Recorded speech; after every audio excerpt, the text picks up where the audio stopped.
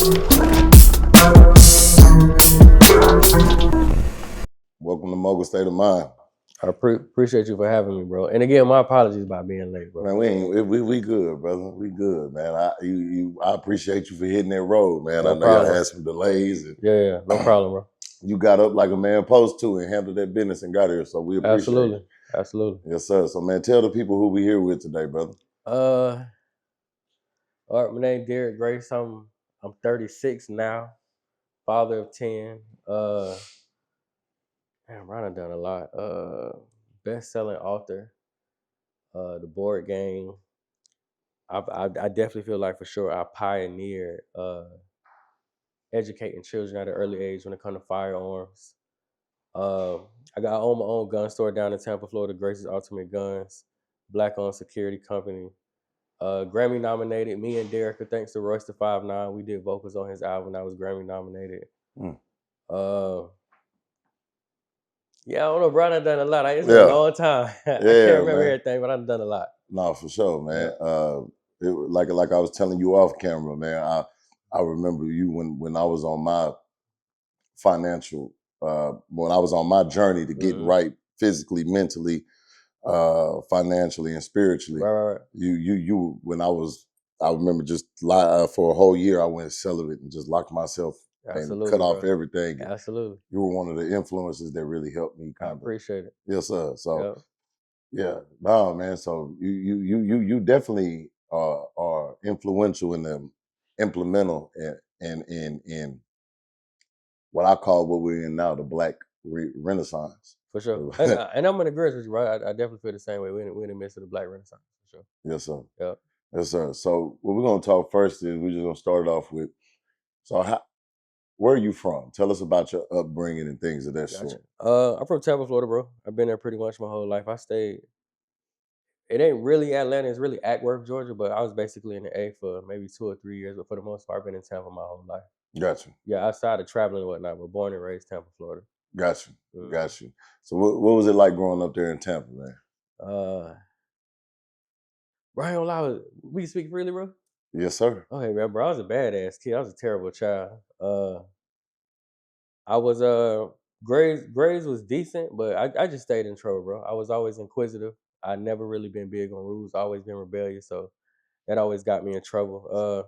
And early on, bro, I just didn't believe in just going with the flow, whatever people told me. So I'm sure you know that. We all know that tends to get children in a lot of trouble when they're asking like, "This don't make sense," or "If God real, why this and why that, bro?" So whether it was school or the family, I stayed in trouble just based on my mouth and just wanting to get a better understanding of things. But all in all, I had an amazing childhood. I got a dope mom and dad. They divorced when I was 1, but they still provided me a great foundation.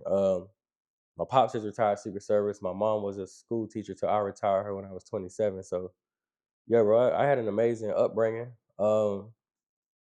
Best of both worlds. My pops put me on financial literacy early on, guns, just being a man, carrying myself as such. My mama put me on a lot of game in terms of survivability, knowing my surroundings, awareness, women, all type of stuff, bro. So I had the best of both worlds. And a lot of people look at it negative way, but my mama, with the finances and a lot of her choices, she showed me what not to do. So I still give her just as much credit as I give my pops in terms of money and power and resources, because she showed me what not to do, because she made a lot of mistakes early on. Man, and that's something that, see, and that's things that, like, I tell people, like, when you become the controller of your destiny, there is no losses. It's only lessons. Right, so absolutely. You can learn just as much from the another person's mistakes versus somebody that, or I'll just say the negative impacts as you can the positive influence. Absolutely. Yeah, man. Yeah. So we growing up in Tampa, you didn't fit in the box. You didn't fit into the norm. What kind of tribulations did that cause you early on? Oh yeah, bro. So still to this day, I have very few friends. They did isolate me a lot, but I got 3 brothers, and me and my brothers close. So that was really my brothers, my friend group, my foundation period. But I never really have a lot of friends. And like you said, bro, it definitely did alienate me from the adults and even from my peers. They just didn't understand, or motherfuckers that actually started to develop the idea that you think you better than them because you're not into the shit they into. Or, bro, I remember being a kid and like motherfuckers would clown me for having an active dad. They really be like, bro, what is they say shit like, oh, y'all be careful, his dad the police, he gonna tell him that, just all type of crazy shit, bro. It's crazy how life work, because the information he put me on is the very reason why a lot of them follow me now and come to me, because I know how to get them the legal game from a simplistic standpoint that most people can't get it from, or they won't understand it. Yeah. But yeah, bro, I definitely caught hell just based on being isolated. And I was one of them dudes, I didn't really hang with other dudes. I just want to hang with the girls. Yeah. And of course, that's always gonna piss me off. Straight up. You feel me? You dressed up, your pops buy you everything you want, so you got all this golden shit on in elementary school, and you just want to hang with everybody else girls. So Oh yeah. So it's always been a thing. So you was getting a whole bunch of fights when you was young. Yeah, bro. I remember as early as preschool. My mom and my pops had to come up there to get some straightening, because my teacher at the time, she would show me a lot of favoritism, but I guess it crossed the line in my mama's eyes. She gave me her jewelry to wear for picture day. And I remember taking my pictures. I went home. My mama like, where you got jewelry from? And I was just like, oh, Miss Donna gave it to me, bro. And I literally remember her and my daddy had to come up there to figure out, like, why this lady, you feel me? Why she giving you king treatment and you a 4-year-old? So yeah, early on, bro, down to like, which I know we're gonna get into with the poly stuff, bro. Like, women have always been a pinnacle somewhere, bro. They've been part of the foundation since I can remember. Yeah. So, but so like you said, we're gonna touch on it, but I'm guessing you had to learn from you being able to use them from being a liability to being an asset. Absolutely. You know, it's like I tell people all the time. Everybody talk about they want this, but you have to lead a woman. Right. No, bro, you got to. Yeah. Yeah, like Jada, who you saw when I came in, like she my elder counsel, my older counsel. She be putting me on a lot of game, but one of the greatest pieces of advice she ever told me, bro, is like, and no disrespect to the ladies when I say this, bro, but a lot of women have no earthly idea what the fuck they doing here. They absolutely came here to be led. Yeah. And without a man that can lead, they just gonna find themselves astray. And it be the simplistic things like, should I eat that? Should I go there? Like, down to the path for their life, the vision, everything, bro. So they definitely need that leadership for sure. No, for sure. For sure. So let me ask you this then. So there's African tribes, right? Or even if we look at like the natural relationship between the male line and the female line. The male line sits back. The female line goes out and does the hunt. Right. So kind of what's your take on that as far as how it applies to like the roles between man and woman? Bro, so for me, I do function in a similar way. I do put them on game as best I can first. Cause like, my ideal is, if you really love it, then you're a liberator. And I know a lot of men, like, they actually use their knowledge and their resources to hold them. I ain't gonna pigeonhole them. I'm gonna put you on, and what you do with it. Like, if you get bigger than me or you surpass me with the information, and you know that's more credit to my selflessness and my knowledge, and especially more credit to you because you evolved your life. So I function in a similar way, bro. Like, when it comes to social media, whether it be the marketing, showing them how to trap, showing them how to close calls on the phone, how to close deals, how to negotiate, simplistic things like turning them on to Chat GPT, just from A to Z, bro. So I function in a similar way. Like, I'm gonna get them the game just as I do my children, send them out there into the world and see what they come back with. Yeah. All right, let's see. I got a little off tap. I want to dive in and add something up, but I want to go back to your upbringing first. Okay. So during your upbringing, man, did you go through that street phase that most black men tend to go through? Yeah, bro, we did. And I'm gonna tell you one of the scariest parts of it is because I knew I had like I guess I would say a get out of jail free card. Yeah. So like me Hey, and black privilege though. I mean, No, for sure. we say, hey. Right, I ain't gonna lie, me and my brother, my older brother Eric, we made some interesting decisions early on that I know we wouldn't have made had we not thought, like, we just call our dad, he'll come get us. And then like with my brother, we had identical mindsets in terms of success, materials, all that, but we just went two different routes. So he actually just came home in April. He did 15 years. And in the midst of that, like, I went the entrepreneur route with mine once I lost my job as a dispatcher. He went the street route. But yeah, bro, we both had our seasons. Unfortunately, I shot somebody a couple years ago.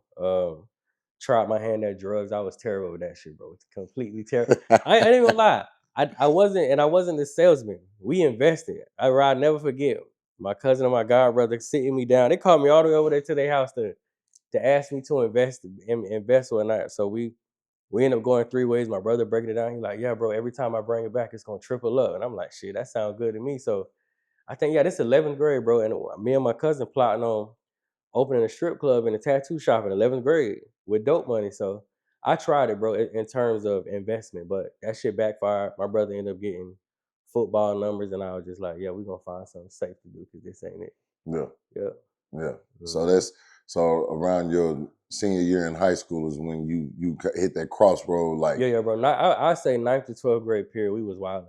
And I ain't gonna lie, bro. Like I wasn't the type of person that'll start some shit, but if it got started with me, I'm definitely gonna escalate it. yeah. And back then, I graduated 07, so we talking like 04, 05, Thug Motivation era. Jeezy got everybody believing they could be the kingpin. Hey. And then too, like back then, having a gun in school was a rarity. These days, I know like they all got guns, but we were strapped in like 9th grade, so we definitely felt this sense of ignorant power back then. Like nobody better not fuck with us because we really got guns in this motherfucker. But yeah, we was wild. We was wilding out for sure.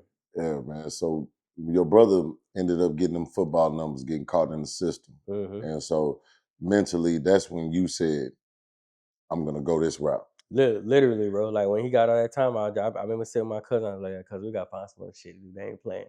Cause my pops used to go save him too, but he eventually ran out of chance. Like his original sentence was like 75 years, but they got it reduced to 15. But when I heard that 75, that was enough for me. I was like, yeah, we're gonna be good. We're gonna follow the rules.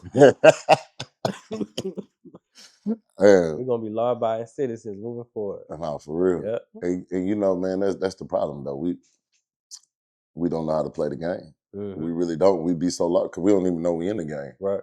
Right. But I remember one of the biggest pieces of advice I accidentally heard my pops give, talking to my brother about his choice. He was like, I ain't even mad at you wanting to be a street nigga, but he was like, at least have a lawyer on retainer. Yeah. He was like, you niggas out selling all that dope, but ain't got no lawyer on retainer. And I remember him telling me, he was like, if you're gonna start a family, have a lawyer on retainer for the family law. If you're gonna start a business, have an entertainment lawyer on standby. And if you're gonna be a street nigga, have your criminal defense lawyer on standby. But I remember hearing that conversation in my teens, and I took that with me into entrepreneurship because I went and got an entertainment lawyer. But my pops, he originally from Harlem, so he has a how to say it? He has a urban side, so to say. Like he is Secret Service, but he come from the slums at a certain part of his life too. So he got that balance where he able to have real conversations no matter what level of life he at. Yeah. Yeah. So he been putting us on since I can remember. Gotcha. Mm-hmm. And so when you made the decision to transition from the street life into the legitimate life, Mm-hmm. how did you get your start? Bro, literally, my pops, I remember hitting him. Because I remember my first BM, I hit up in like 11th grade. I'm like, I want to have a kid. Let's do it next year. She like, all right. So 12th grade come, I get her pregnant. I have my son right at 18. And then I got with my pops, and I'm like, Dad, I need like a real job, someone with some real paper. And then he ended up getting me a job at the sheriff's office. Here's what kind of sheriff's office. I was a 911 dispatcher from 18 to 22. Yeah, 18 to 22. So that was like my first. I had a couple jobs before that, little teenage jobs, but that was my first real gig with benefits and making some. I was making like almost 40K at 18, which was good for an 18-year-old back then. Yeah. So yeah, bro, that's when I really started to transition and be like, all right, we're gonna find something stable and more like mature to do before we trick ourselves out of our position. And my son ain't got no pops. Yeah. Mm-hmm. Gotcha. Yeah. And so after spending that time being a dispatcher, what did you do? What was your next move after that? Bro, you ain't gonna believe this story. I'm grateful for them and I thank them anytime I reflect. So I'm gonna just tell the story real quick, right? They call it the comm center. That's where you take the 911 calls. We in there chilling one night because I worked overnight. I worked 12-hour shifts. They get on the radio like, hey, we found a loose pit bull. Anybody that want it? I'm like, hell yeah, I'll take it. So they bring the dog up to the job. My old lady at the time, because I moved out the crib at 18, so I'm living on my own. I call her, I'm like, hey, they got a dog. I want to bring it home. Like, we finna get a dog. She's like, oh, that's what's up. I always wanted a dog. Bro, I learned a hard lesson. So we get the dog. Literally the next one, she like, Derrick, this dog fucking up everything. He biting the table. He tearing shit up. I was like, man, get that little motherfucker out of my house. Now she's like, well, how? I was like, put his ass on the back of the truck, drive him down the street, let his ass out of the truck. So she do it. I don't think nothing of it, bro. The following week, I've been there with because I'm the only nigga that work in there. Young nigga too, that they like, Derrick, how's the dog? I'm like, shit, I don't know. I let his ass go. Bro, I didn't know how serious white people was about animals, but I learned that day, they like, you let him go? I'm like, yeah, he was fucking up the house, man. We took his ass down the street, let him go. And they was like, oh, okay. Bro, it's 2 days later, the corporal called me and then he was like, I heard you let the dog go. I'm like, I did, bro. It still ain't registering to me. Like, white people take this shit as like, it's a murder right now. So I'm like, I'm just freely talking, laughing and shit. And he was just like, yeah, I think you're gonna end up getting suspended. I'm like, for what? He was like, the dog. And I was just like, what the fuck? So I remember calling my pops and he explained, he was like, boy, white people love dogs more than they love humans. He was like, you should have said that shit, bro. Long story short, bro, I literally got suspended Thanksgiving Day of 2021. They call it suspending you indefinitely. So you're not out of your job, but you cannot come back until they complete their investigation. And because it's a sheriff's office and they got power, like, because I remember after like a month went by, I'm like, shit, I'm just get a job somewhere else because like I ain't making no bread. Like I'm gonna be fucked up after this situation. But they could put a stop on your employment other place. So I'm really just sitting still. And it was February 2022. They hit me. They're like, yeah, Derrick, come in. We good to go. Bro, I came in and like, I remember I walked in the door. It's like 8 day. I sit at the table. I was like, oh yeah, this shit ain't finna go good. They just told me, it was like, yeah, your job is done. You can give us your t-shirt. I'm like, what the fuck? So I lost that job, bro, because I let go of a dog, which like made me public enemy number one because I really didn't know white people love they dogs more than they love niggas or anything, period. So from there, bro, I started a retail business. It was called a Millie Bound. And I had a female I was dealing with. I shot out every time because she was a huge help to this day. But I remember when I lost the job, I ain't gonna lie, I was sick because that was like a stable job. I made a lot of bread. My whole foundation was built on that job. My sole reliance on that job. That's one of the main things that made me start relying on them motherfuckers altogether because I learned a hard lesson that day. And bro, when they took that bread back, they took the power. Like I was damn near depressed. So I remember going home. My pops drove me home after I lost the job because for some reason I ain't dry that day. But long story short, bro, this ain't my main lady. I'm out scheming like young niggas do. And I remember she had just got her taxes. It's February. And she like, babe, I got a question. I'm like, what's up? She's like, you sure you don't need nothing before I spend my last $1,500 on my taxes? And I was like, no, I don't need nothing. Why would I need something? She was like, you don't need nothing. I was just like, no, I'm good. I don't need nothing. So, bro, long story short, I go home that day. My cousin hit me. And he just gave me this long speech about being solely reliant on motherfuckers who don't look like us, basically talking about a job. And bro, I just got this bright ass deal. I was like, damn, I'm gonna start a retail business. I'm gonna start making clothes. And then the young lady that asked me I needed money, her aunt was plugged in at Foot Action, Foot Locker, XYZ. At the same time, I never forget the LeBron 9 All-Stars coming out, the Phone Posit All-Stars coming out, the KD, and me and her in the mall picking them up from her auntie got me a pair. And I remember I walked out, and the dude was like, bro, I give you 800 for them motherfuckers right now. I was like, 800? He like, yeah, 800. She sold them shits on the spot, right? She texted auntie, she like, auntie, he just sold a pair. Can he get another one? She like, yeah, y'all come back around to the back. We go back, she give me another pair. Bro, I sell the next pair for like 600 before I can walk out the mall. I'm sitting there in the car, I'm like, this it. I'm gonna sell shoes. And she like, you gonna sell shoes? I'm like, yeah, if your auntie can keep giving me shoes, shit, I just made my check in like 5 minutes fucking with these shoes. So long story short, bro, I took up on the 1,500. She gave me her last 1,500. I went and got the LLC. I went and got the trademark for the logo. That was February 2022, bro, and I never looked back. It's 14 years later. I'm 36 now. I was 22 when we did that. So that's how the whole entrepreneur journey started. Because I got that dog, I let that motherfucker go. They fired me. That shit put the battery in my back, and I was like, I ain't never worked for a motherfucker again. And just never look back. Yeah, that's what's up, man. That's a blessing. No, for sure. And it's like, you know, it's like we was talking about. You know, you get in that situation. And codependency is a motherfucker. It is, bro. And it's dangerous. Like whoever feeds you, control you. Facts. And I learned that shit. I'm glad I learned that shit at 18 because a lot of people don't get it till they 30, 40, 50 years old. Facts. I never get it, period. Yeah.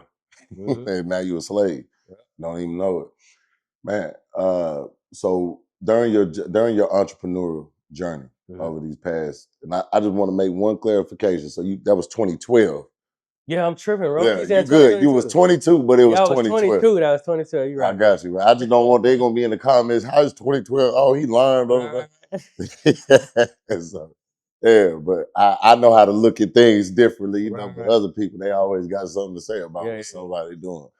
Uh, during your entrepreneurial journey, man, what are some of the difficulties that you've had?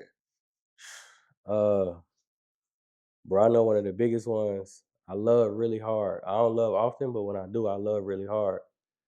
And I have a hero complex. I watch my pops do this, so I know that about me. I know that's not a good thing, but I know that about me that I've taken on that same trait. So I've been in multiple positions where I like overstretch myself or just do absolutely too much for individuals. And it's not even that they're not worth it from a moral standpoint, just investment wise, it ain't worth it. And then I find myself in more fucked up positions after the fact because they're gonna fumble it. Like me and my mama go through this shit all the time. And I be like, Mom, if I've loaned you money 100 times and you haven't advanced your life yet, like I love you dearly, you my mom, but that makes you a bad investment. You've had 100 opportunities just with me to advance your life based on what I put in your hand and you didn't, bro. So I know one of the biggest ones in entrepreneurship with me was uh really just not enjoying that shit for myself, bro. Just trying to help everybody else enjoy that shit. And then in the end, like when you actually need the help or you need like motherfuckers to put their arms around you, they done fumbled everything you gave them. So it's just you versus you at this point, or you gotta save you. Yeah. So I know that's one of the biggest ones, bro.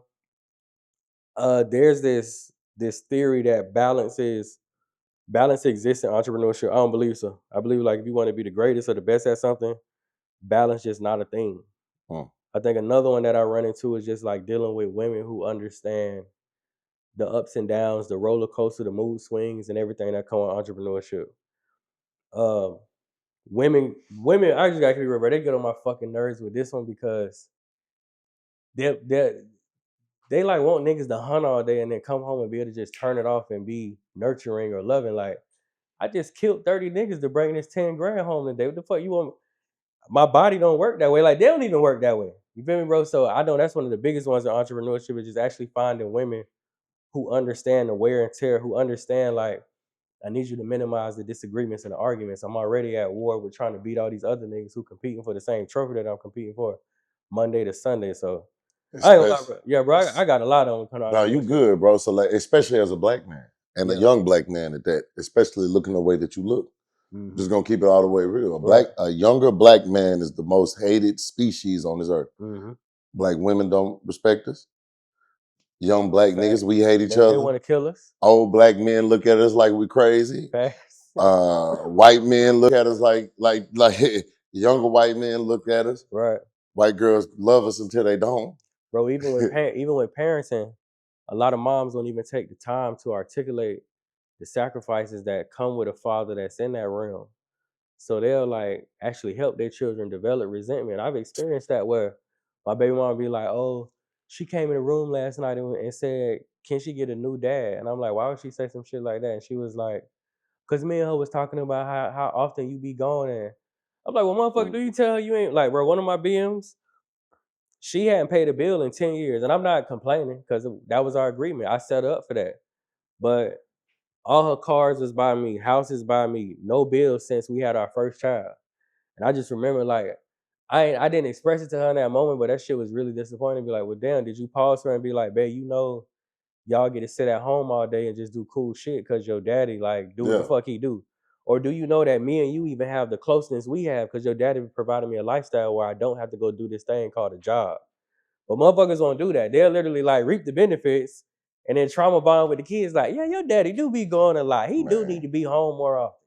Eh, eh, That shit crazy, bro. It come Bro, with a lot for sure. no, for shit show, man. Cause like that's like even with me. So when I first got my similar process, Mm-hmm. my kid's mother works with me. Mm-hmm. I own a health insurance agency, Mm-hmm. and so we built a family business. Right. Mom, me and my mom are the co-owners. My brother works there. Mm-hmm. My dad, which is her ex-husband, works there. Mm-hmm. My kid's mother works there. Her Mm-hmm. parents work there. Her Right. brothers work there. Like it's just a big, you know what I'm saying? Mm-hmm. My fiance right now, her father works there. You know what I mean? Mm-hmm. And That's what's up, bro. yeah, I bro. love So that. when I was first doing it, Mm-hmm. I had to be gone 3 to 6 months out the year. Mm-hmm. And I'm out there trying to make that money, and you calling me while I'm trying to make this Right, money. right. But get what? daughter at our girl at private school. Right. Everything taken care of. But you letting her look at this 3-month window that I'm gone Mhm. versus these 9 months when I'm at home and Right. I'm going to PTO meetings. I'm at Yeah. I'm sitting there at the school lunch with dad Mhm. donuts, this and that sort. So Right. don't let me get me going. But yeah, bro, I feel your pain and your struggle. Mhm. Yeah, bro. That's one of those things. A woman can either tear you down or break you up, or build you up. That's a fact, bro. Yeah, That's a fact for sure. yeah. So how did you go? So, but for those that don't know, so right now, what are your thoughts on monogamy? Uh, my thoughts on first off, I'm gonna say salute to anybody who exercises such. I salute them. It's 100,000% not for me. Uh, bro, I ain't gonna lie. I'm not even under the law and premise. I even share this with the women in my life. I don't believe that I'm gonna be the last man they sleep with till we 80. I don't even hype myself up to believe in that shit no more. I did at one point in life, but I'm just more of a realist, and I just don't believe for the next 50 years that I'm just gonna be the only person they attracted to, only person they gravitate to. So, bro, I don't believe in that shit on either side. I respect it while it's in place, like I appreciate it, but I'm also under the expectation that at some point they may run into other individuals or opportunities that they want to explore. And I'd rather have the transparency of one of them saying like, I'm trying to get fucked, and then we gonna have a conversation from there, just like I do. Like when I want to have fun at times or I'm on a mission, like I'm able to share that. So my expectation is just more so them having the same respect for me to give that same transparency back, and we go from there.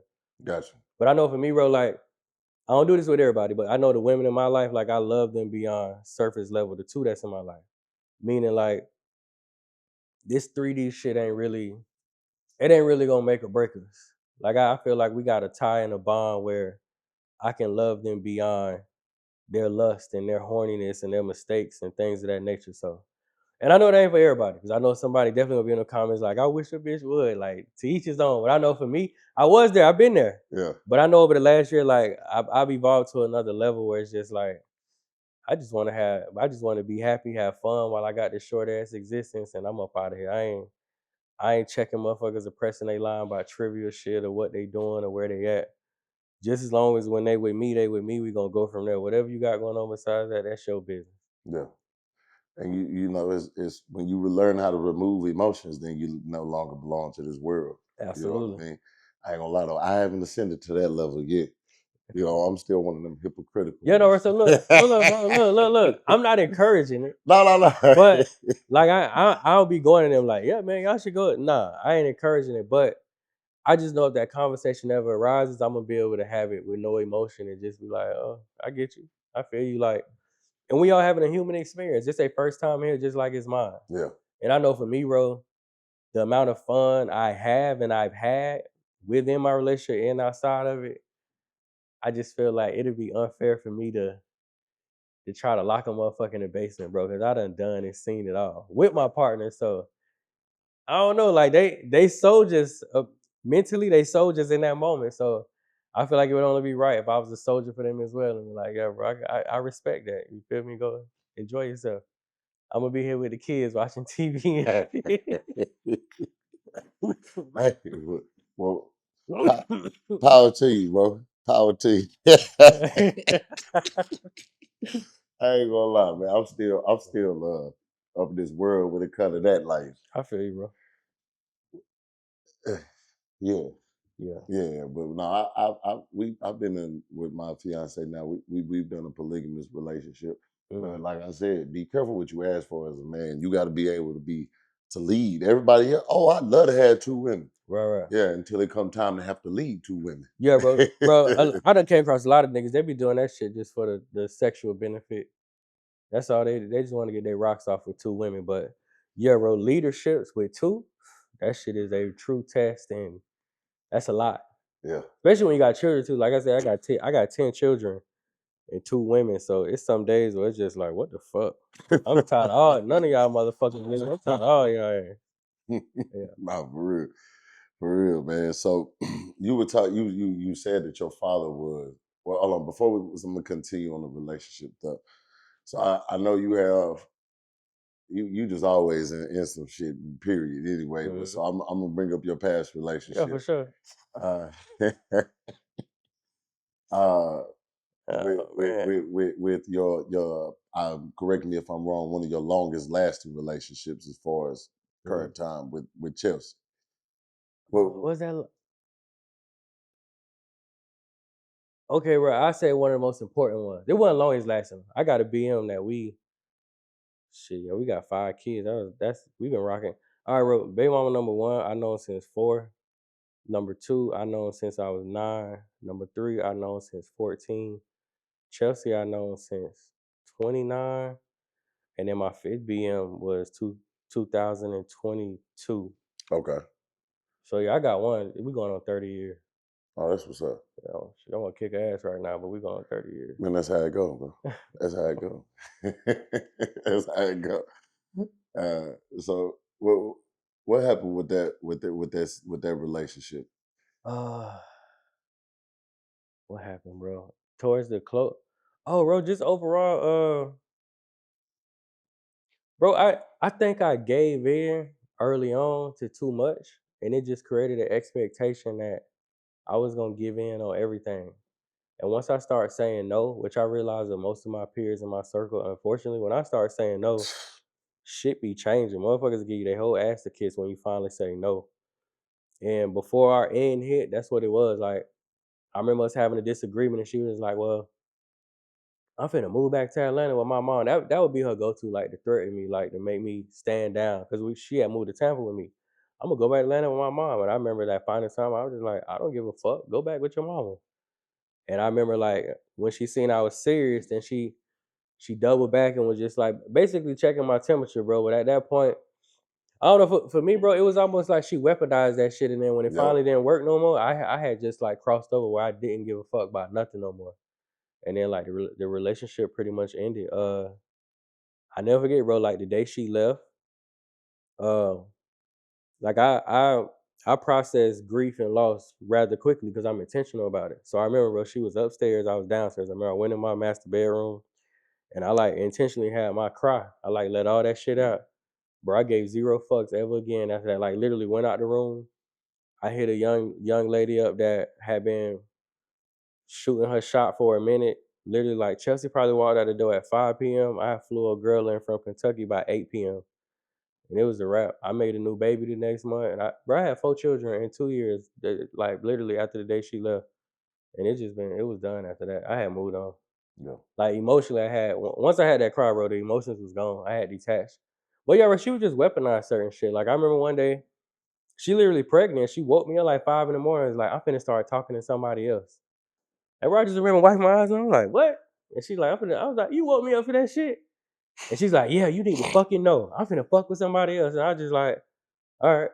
And Rich motherfucker boohoo cried and was like, see, you don't give a fuck about me. And I was just like, yeah, I ain't got time for this Nah, shit right I don't here. give a damn about your games. Yeah, It's a bro. difference. And from there I detached. So I'm not gonna say I ain't play my role either. It was certain shit I did. It wasn't like crazy shit, but I do have mood swings. I do have times where I don't want to be bothered. I do have times where I'm emotionally unavailable because I hunt. Like we living in a 7,000 square foot home. We got like $110,000 security detail. I'm making $1 million a month at that time. Like that shit sound good, but that shit come with a lot of stress as well. Everybody and their mama calling you. Bills is this high. And I'm not complaining because I did it willingly, but like she had expensive taste too. So I had a lot going on. So yeah, I wasn't always available. That's why I say like they want to reap the benefits, but not the other side of like I don't think they really wrap their mind around like what type of human you got to be to create your own destiny.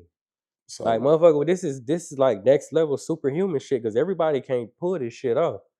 They just be looking at it like, oh yeah, Roy, John, everybody could do that. Like, nah, motherfucker, mentally and physically, my body is going through shit that you can't even fathom right now. yeah, You ain't never made 1,000 in a day. I made motherfucking 38 grand a day. Like my highest grossing day was 206 grand in a day. My best month was 1.6 million. That shit kick your ass physically and mentally to compete at that level to make that type of money. yeah. Yeah. So let me ask you this. This is this just for conversation purposes. So did you do the best job as a black man? Because sometimes we don't know how to set the expectation You know, and especially kind of at the beginning, because we kind of don't know what the hell we getting into. Oh, bro, I can tell you, I failed at that. Absolutely not. I Yeah. know me, bro. Like a lot of times when I love, I remove logic. So I allow shit to take place that I wouldn't allow because I'm in love. Because if the love wasn't there, I'm just gonna check a motherfucker and be like, bitch, don't play. Don't you ever play with me like that. Sit your ass down somewhere. Or just dismiss him like, don't worry about it. She coming, get out. So no, bro, I know like I ain't set the tone properly. Yeah. I know like I was on my Romeo shit. So everything got a pass. Everything was a yes. So yeah, bro, I take my accountability for sure because you basically put people on this 30-foot pedestal, and then when you can't, and I know this about me too, like I'm not expressive with the load. So they don't know, like I'm damn near dying to make this shit happen for them. And then I finally implode, which gonna lead to me exploding, and then yeah, shit just go left. Cause now I'm no to everything. And motherfuckers don't know how to take the no. They like, what? Yeah. I know he got it. I see it. This nigga saying no. Yeah, fuck no. Yeah. So no, bro, I ain't do a good job in that at all. Yeah. Mm-mm. And bro, I realized like it ain't them though. That's me. That's a pattern. I got the same relationship with my mama, and I got at least a dozen women who I be wanting to like just take on all their problems, just put them on my shoulders, and then I finally get tired, and I be like, fuck it, I can't, and then shit go left. And then they don't know where it's coming from. Right. Cause Yeah, because I'm not expressive. Yeah. As a man, like I ain't gonna lie, bro, I don't think people really give a fuck anyway. They be saying they do, but I don't think people really give a shit about when black men vent or speak on how they feel because to me, to follow those conversations, the actions rarely align. They gonna hear him like, oh baby. Man. But then 2 days later, you like, bitch, remember I said I'm dying? They don't give a fuck. They like, yeah, I need this. So yeah, bro, I suppress. I keep all that shit in. And then I finally get tired, then I just shut down completely. And you know they ain't good, bro. Oh yeah, for sure. No, for sure. And what I said, I had those conversations, and what I've had to learn is I had those conversations for me. Mm-hmm. That's my release. Right. It ain't about you receiving it, Mm-hmm. but it's also laying those breadcrumbs and laying that foundation. Because once you do, I'll tell you this, and once you have a good woman, she might not understand it then, but she gonna pick them breadcrumbs up. Right. And then when she does get it, everything makes sense. Right. But it's hard as a man to be patient. Because like you said, You ain't lying, bro. when I'm outside, I'm literally killing. Right. I'm killing. Then as soon as I step in that house, I gotta put my pistol away. Right. my Clean mind. my hands and act normal. Yeah. Yeah, for sure. Mm-hmm. It's kind of like Mr. and Miss Smith. Right. Yep. And see, bro, for me, like my priority has always been legacy, not love. Love is a priority, but it's not my top. So I feel like that's where I meet a disconnect with a lot of women as well because they just be hung up on the love and the emotions. But I know, like in America, love and emotions don't get you a fucking thing in the jungle. America don't give a fuck about that. Yeah. So I'm doing this shit for the sake of legacy. They doing this shit for the sake of love, and we just clash. So we just don't. It just be a lack of understanding. Cause like above all, I want a strong family unit. I don't care like if I'm ever a husband. Like if I am a husband one day, cool. But above all, I want a strong family unit and some dangerous ass children who can stand the test of times. So I know that's also another place where we majorly disconnect because most women are just wired for love. And so I went through a similar conversation with my I say finna see. She hate when I say that. I'd be like, you ain't my fiance because we finna see what's going on. Right. But commitment for a man looks completely different for a commitment for a woman. Mm-hmm. You know, like commitment. At the end of the day, if I made a child with you, things of that sort, whatever, I'm gonna make sure you taken care of for life. Right. That's how a man look at it. Right. A woman doesn't see commitment that way. Nah. You know, he got to have a ring. They got to have this. Right. You know what I'm saying? And that's what commitment look like for them. So I definitely understand completely where that point, bro. Yeah, bro. In all my years, bro, I've met one woman who like used the word legacy. But other than that, though, it ain't really I don't think women really wired to be like, well, what am I leaving behind? And if I die today, what happens to my family? They might just go like, oh, that's what I'm with this nigga for. So yeah. And then also, finding a woman that understands what your version of love is, Right. Because it's like you said with one of your kids' mothers, I'm out here sacrificing this, I'm out here doing this, so you can be home with the kid, and so Right. you can have this and you can have that. That's me showing love. Right. Oh well, love shouldn't be attached to material things. It's not material. it's the freedom. Yeah, And the freedom exactly, bro. is attached. Don't get it twisted. It's all about how you looking at it. It's not the material, it's Right. the freedom. Mm-hmm. And you have to look at it that type of way. But Nah, bro, that's why I say I stand on my opinion, if he love you, he gonna liberate you. He gonna put you in a position where you get your time back. And I know for me, like with all my serious relationships, that's always been a thing that they spin the block with. And we had that conversation, like, damn, I remember when I was with you, I ain't setting no alarm. I could just da da da da. This shit rough out here. I'm like, yeah, I know, because even with men, every man's version of love is different. But I know for mine, it's like I'm gonna free you. I just want you to be able to enjoy this short ass existence as much as you can. So the quicker I can get you off that job and not worrying about financial hardship, the quicker you're gonna be able to just be like, I actually wake up every day and live. And a lot of women can't say they ever experienced that. yeah. Yeah. Oh, for sure. Man. So with your father being in the Secret Service and things of that sort, what type of influence did that have on your outlook? What were you exposed to? Uh so bro, like not okay, I'm gonna throw this in there too. Not only was he Secret Service, but he started a PI business. So like we done went and did stakeouts together. I done seen like goddamn heat seeking goggles that can like see through people's houses and see motherfuckers walking around. Technology wise, bro. And I don't think it's a phone in America that I can't get in if I really want to get in, because he just done showed me some creepy shit you could do to. I don't give a fuck if it's iPhone. And he done showed me how to recover the motherfucker go on their phone right now and delete everything. All the phone generally does is just it fragments it, it blows up into a bunch of pieces. But they got technology that'll pull that motherfucker right back together and show them all the messages, pictures, everything, bro. So I know from teaching me about blacklists, because there was certain shit I used to teach too to tell me like, Pop, slow down on that. That might get you in a different ballpark, and you don't want to be in that ballpark. You don't want to be on nobody goddamn blacklist, or you can't fly.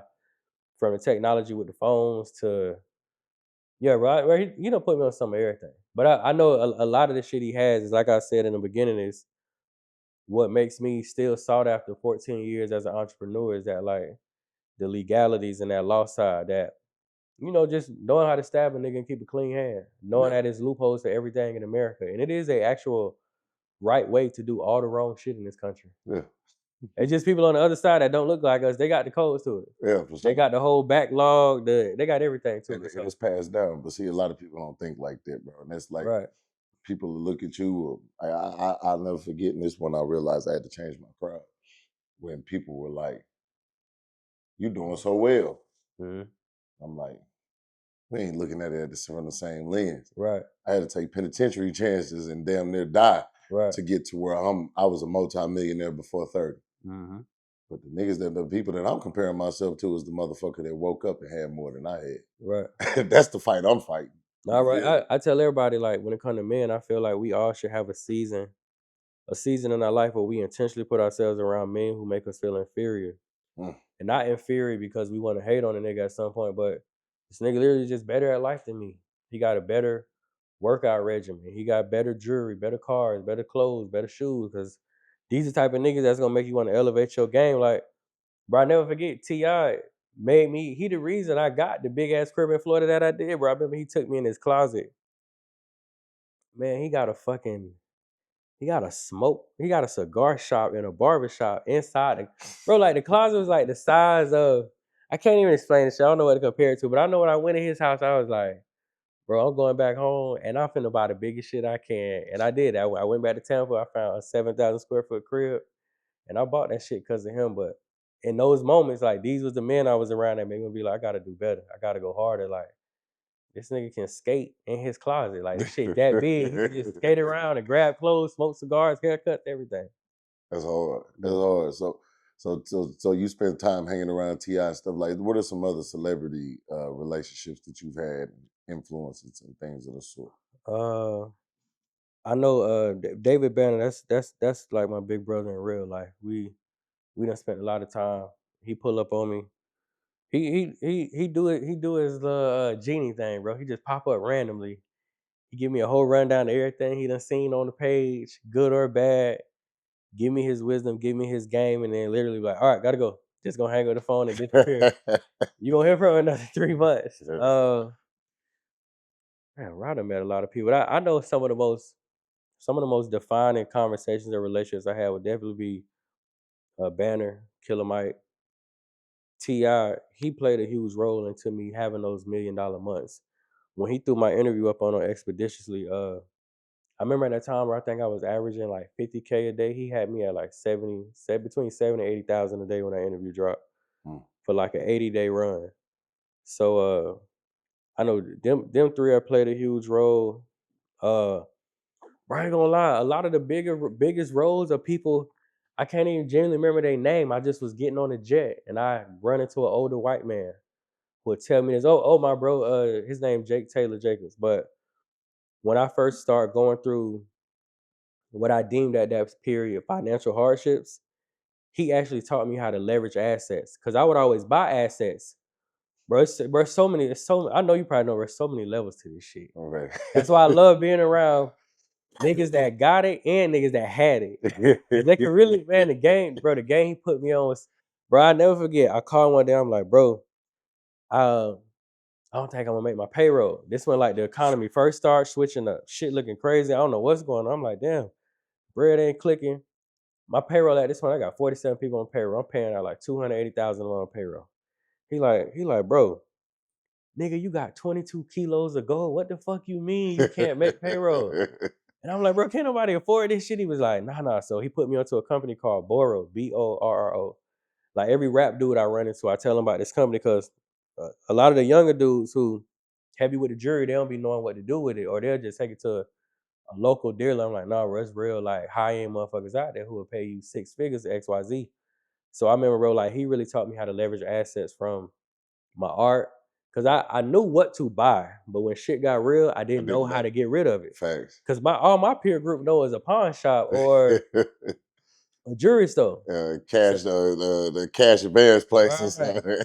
So, bro, like to this day, people still ask me like, "What's on YouTube?" A lot of people know. People like, "Bro, where all the gold?" I'm like, "Bro, I leveraged that shit. Like, I did what we supposed to do with it." And bro, one thing I was grateful for too is it helped me detach from materialism. Because when he told me how to leverage the gold, I'm like, "Bro, but damn, how I'm gonna look without my gold?" He was like, "D, you made your point, bro." He was like, "You have 22 kilos. Ain't nothing else to prove. What? Who else you want to put on for?" And I was just like, "Damn, you right, bro." But bro, he taught me how to leverage the gold, the real estate, the art, a whole lot of shit, bro. So I'm grateful.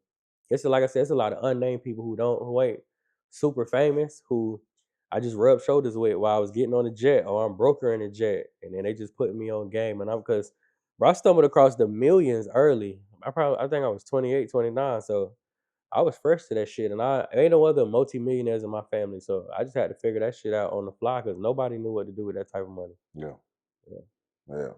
So man, explain to us the thought process. So you 28, 29, and you start touching millions, and then you rubbing shoulders with people like T.I. Mm-hmm. And you said your highest grossing day was 160,000 in a day. No, my best day it was 206,000. That was my best 24 hours ever. Gotcha. Yeah. How'd you get there? I was trying to lie, Black Friday. Yeah. And you know, Americans are prone to spend on Black Friday. Me and my partner came up with a hell of a sale, and we just hit them hard. I think that was 2021 Thanksgiving, 2022, one of those. But yeah, Rod, I can't remember what I was selling at that point. But I know it was a curriculum or a book, but we ended up cracking them for 206,000. Excuse me, by the next day. But yeah, that was my best day ever. Best single day ever. Gotcha. Mm-hmm. And so is that the same month that you made? You said you made 1.6 in a month? Yeah, bro. That was no. When I did the 1.6, I think that was 2021. But I know I just went on the run. When I put out the post Trump pack, I went on a run, and it was steady every month between like a million, 1.1. But I know it was one of them months that motherfucker hit 1.6, and we overly celebrated. We went too hard. We did too much, but we overly celebrated. I mean, we jumped on the jet, went to Vegas. We was doing all type of shit. And them goddamn G4s to Vegas like $85,000 round trip, but we ain't give a fuck, bro. We was just out there wilding, enjoying ourselves. You got to, bro, because Yeah. I know everybody always be like, "Oh, you should save your money," but see, like you said though, you had already made those investments into those assets that you really just didn't even know what the hell you was doing. Right. But now when it came time to use them, Yeah, bro. A lot of people don't know, bro. Like it's still shit I bought in 2020. I'm living off of. Like I be hearing rap niggas saying they living off old money, but I be living off old investments. yeah, It's shit that 5 years later, I'm still able to leverage, and I just be sitting there like, damn, I did my thing back No. when I was 29. This is some good shit. Like I knew what I ain't know how to leverage. I ain't gonna lie, but I knew what I was doing. Cause I even remember like times I was buying stuff and people just be like, "Why you buying that?" Like I remember I went to Vegas. It's a spot in Vegas called Regis. So I bought my dining table. Dining table was like 40 grand. It's a one of one from Italy. Then the living room set too was like another 36. I remember getting back. People like, who needs this type of shit? And in my mind, I'm just like, a nigga that if this cash ever dry up, we gonna leverage all this fly ass shit in this house. And that's literally what I've done at certain periods to stay afloat. Or just overall, just not have the stress factors that most people have. Cause I'm just like, oh, worst come to worst, shit. Go in that room back there. It's something that worth 100,000. Go get it. So I can sell these guns. I can just go. Yeah, bro, the guns was a big one. I mean, everybody's be like, why you got all them guns? Granted, I did used to just buy them just to buy them. For sure. But I remember at the height, the collection was worth like 700 grand. And I'm like, I remember going through it. We did an audit and it was at least like 30 guns and that was duplicates. I was like, sell them all, get rid of all of them. We got this, we don't need the same gun twice. But I remember going to pick up $15,000 consignment checks, $20,000 consignment checks, because motherfuckers like, damn, he got I remember my B, what was it, my B342? It's that shit you got to lay down with. The rounds come wrapped on a damn near like a belt. It's crazy shit, bro. But I remember getting like 18,000 for certain guns. So yeah. I just sat back and was like, I did my thing with this shit. Yeah. I bought all the right shit. For I bought sure. some bullshit too, but I bought all the right shit. Hey man, it come with the territory. Right. You know, it's all about balance. So you're in the pinnacle of your capital making. You're making $200,000 days, $1.6 million months. Mentally, tell us about how that felt. I ain't gonna lie, bro. Mentally, I was burnt out. The only thing that like helped me reset, which is not always a good thing, but just was shit, a lot of sex and a lot of drugs. I ain't gonna lie, bro. That was the only thing that balanced me out. But that was the only thing I could find that could like cool off. It's hard to explain, bro. It's just like you can go buy something, but that shit, the more you buy something, it just gives you, it's like a temporary high. And it gets smaller and smaller. So that was like my morning coffee. I know like that's when me and Chelsea was together. So at the height of that, bro, to balance it off, like shit, we having orgies every week, threesomes every week, but like just that was the only thing that helped me to like calm down and feel some sense of normality, was just engaging in like a lot of fucking and a lot of drugs. But other than that, mentally I was burned out. Yeah. That shit took everything in me. Like, yeah, bro, I would have days like I'll wake up, I'll go to bed at 1, wake up at 6, done made 20K. But the money sound good, but just like the wear and tear on the body and the brain is some whole other shit. It's that bad, bro, that I wouldn't even want to do it again. Yeah. I'm cool. Like, I'm content with 50K a month. I don't never need $1 million a month again. The shit that came with that, I don't know. I'm sure somebody that could do it, but it ain't for me though. No, that's real. That ain't no marathon I can run for 10 years. Yeah. I've been died. I had a fucking aneurysm or something. Yeah. Yeah. You know, it's the difference between living and surviving. So a lot of times we think we living because we're making a whole bunch of money. But it's a person out there making 20 million a month and can't stand their life. Yep. And they just surviving. And it's somebody making $2,000 a month, but they live because they happy. Yeah. Go over to the Caribbean. They going to grab their coconuts out the tree. Right. They're going and they happy. They happy. And bro, I saw that difference with me and my pops. Like, my pops done been to, I think, probably like 20 different countries. They just be doing shit. Like last week, he just went and bought a Beetle. I'm like, that what they need a Beetle for? Be like, man, I always wanted one of them convertibles, man, just to ride around in on Saturday. Just be out doing shit. But if you ask him to wear and tear, bro, our stories is completely different. Like, he content with that 100 and something thousand a year, and he make that shit look good. He got 4 houses. He just be doing whatever the fuck he want to do, and just be out of town. He be at his food truck during the week, just be hanging out. And I'm like, damn, that shit. It really showed me, though, like, nigga, you doing all this to make 5 times what he making, but you miserable though. You don't smile like he do.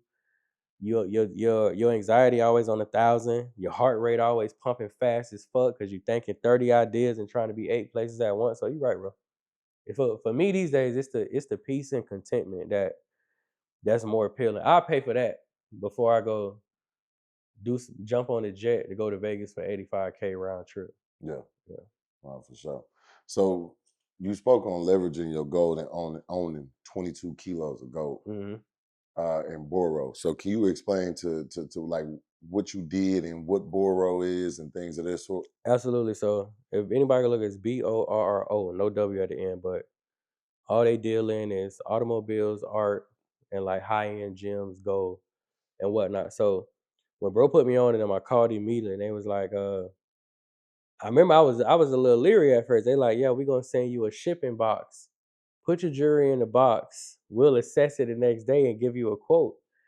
And I remember thinking like, man, these niggas ain't about to steal my shit. But I hit him back. He like, bro, they good. Do it. I sent them a rollie. They good people. So I sent them some of the jewelry at first. I ain't sent them all of it. And I ain't gonna lie, bro, the number they came back with, and they deposited that shit instantly.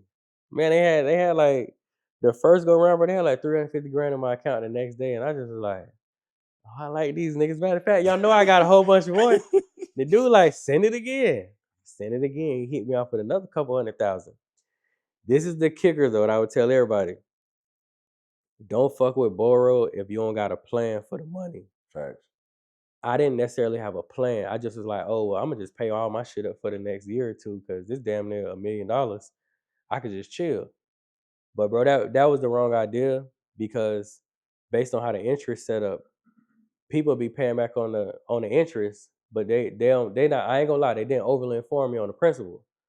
So by the time I learned and understood what I was doing, I realized like all I was paying for the first 2 years was interest.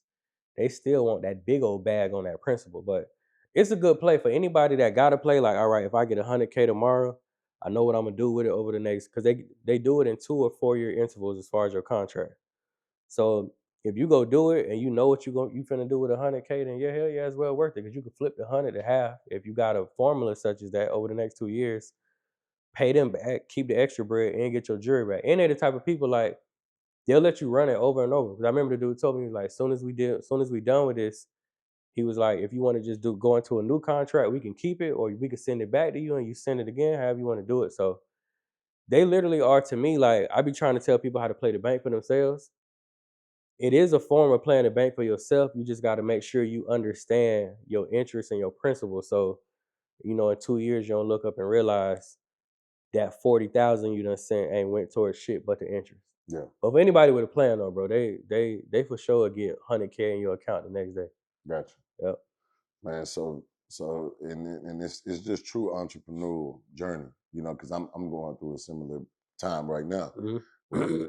Literally, like, I done bought all the Rolexes, Mm-hmm. all of this, and you look at it, you like, once the shit slow down, like the $1 million months, and that shit start going down to 500, 400. Right. Then you look at a punk ass watch, and you like, the fuck I do that for? Right. Nah, bro, for sure. Like I went through that phase. That's why I said I'm actually glad I experienced it because it allowed me a whole new level of freedom. Because I don't have like a sentimental attachment to my materials no more. Because I did.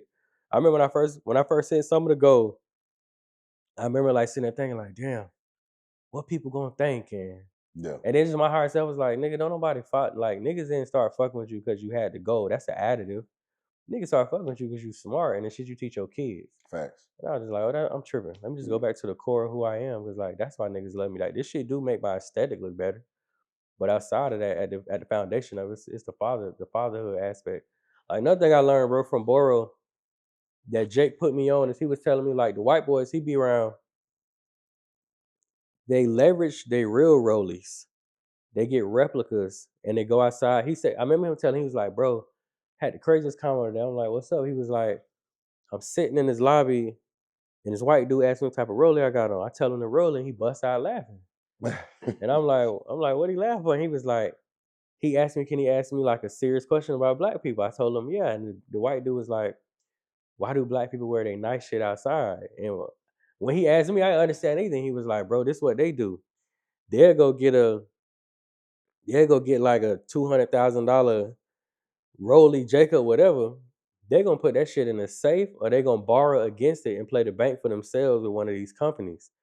They're gonna go outside with the replica on. So if it ever get broke, they ever get robbed, whatever the case may be, motherfucker just ran off with the replica. They living off the real one or that they leveraging with a company like Boro. And when he told me that shit, I was just like, damn, bro, I might have to try that out next time because I did realize that I'm like, damn, but I get it with our culture. Like that's what we programmed to see. That's all we seen through social media and music is get your fly shit and step outside. But bro, them white, I mean, you know that, bro. Them white boys play the game at a different level. Different. And you know, I'll say this, like it's multiple ways to skin a cat. You get what Mm-hmm. I'm saying? So like even one thing about it is like even if I am wearing a real one Mm-hmm. and I have insurance on it Yep. and it appraises for Mm-hmm. more than Yeah. so it's Yeah. always Yeah. a play. But it is crazy to learn that though, because like Mm-hmm. yeah, man. So let's talk about all of the businesses that you have owned Mm-hmm. or currently own, and then talk about why you got rid of it. So All right. That's a good one, bro. All right. I had the food truck. okay. I just couldn't be hands on with it. I couldn't give it the attention it needed, but my pops got it now, so he do his thing with that. Had Grace Trucking Company. I'm not gonna lie, bro. I was just negligent. I had a driver. He got a flat tire in Alabama. This one I'm making $1 million a month. He hit me. He like, hey man, the truck broke down. I need a new tire. I'm like, all right. I'm gonna get with you. And bro, I remember like literally 2 months went by and I never got back with him. All he needed was me to fix the tire. Like, he was the driver. All I was doing was putting 18. I had two 18 wheelers on the road. I fucked that completely up. Shout out to Trucking Justin too, because bro really took his time to help me start that shit, and I ain't taking it as serious as I should. I literally could have just sent $2,000 and called it a day. But I'm like, I remember sitting there with Chelsea. I'm like, man, this nigga calling me about a flat tire, and she's like, a flat tire. I was like, man, we got better shit to do. But it didn't dawn on me till later, bro, that nigga left the truck where it broke down at and went back home as he should, because I'm the owner. I'm supposed to pay for this shit. So that fell to the wayside, just me being negligent. And I was getting so much money in pocket A, it was hard to give attention to pocket B. I had an art company with my partner AC. I ain't gonna lie, bro. We didn't really launch that one all the way. We did the prepping for it, we did the marketing, but he ended up going back to teaching, so we kind of just put that one on ice. That's how I ended up with initially I had an art gallery in my crib, but a lot of people like my pieces so much. I was like, we could turn it into a business and I can like get replicas of the pieces that's in my crib and sell them. So we started selling a couple, but that cooled off because he went back to teaching. Um, bro, I had a hand, a tongue, and a dick mold that I was selling because a lot of women used to make advances, and I Hold on, was just hold like, I on, can't hold fuck them on, all. hold So on, hold on, hold on, hold on, bro. y'all gotta excuse my voice, so I'm under the weather right now. Hold on, bro. You said you had a mole. Yeah, bro, it was a hand, a mouth with a tongue, and a dick. And yeah, bro, I was working that move at one point, but what happened? Oh, my connect in China because they was coming from China.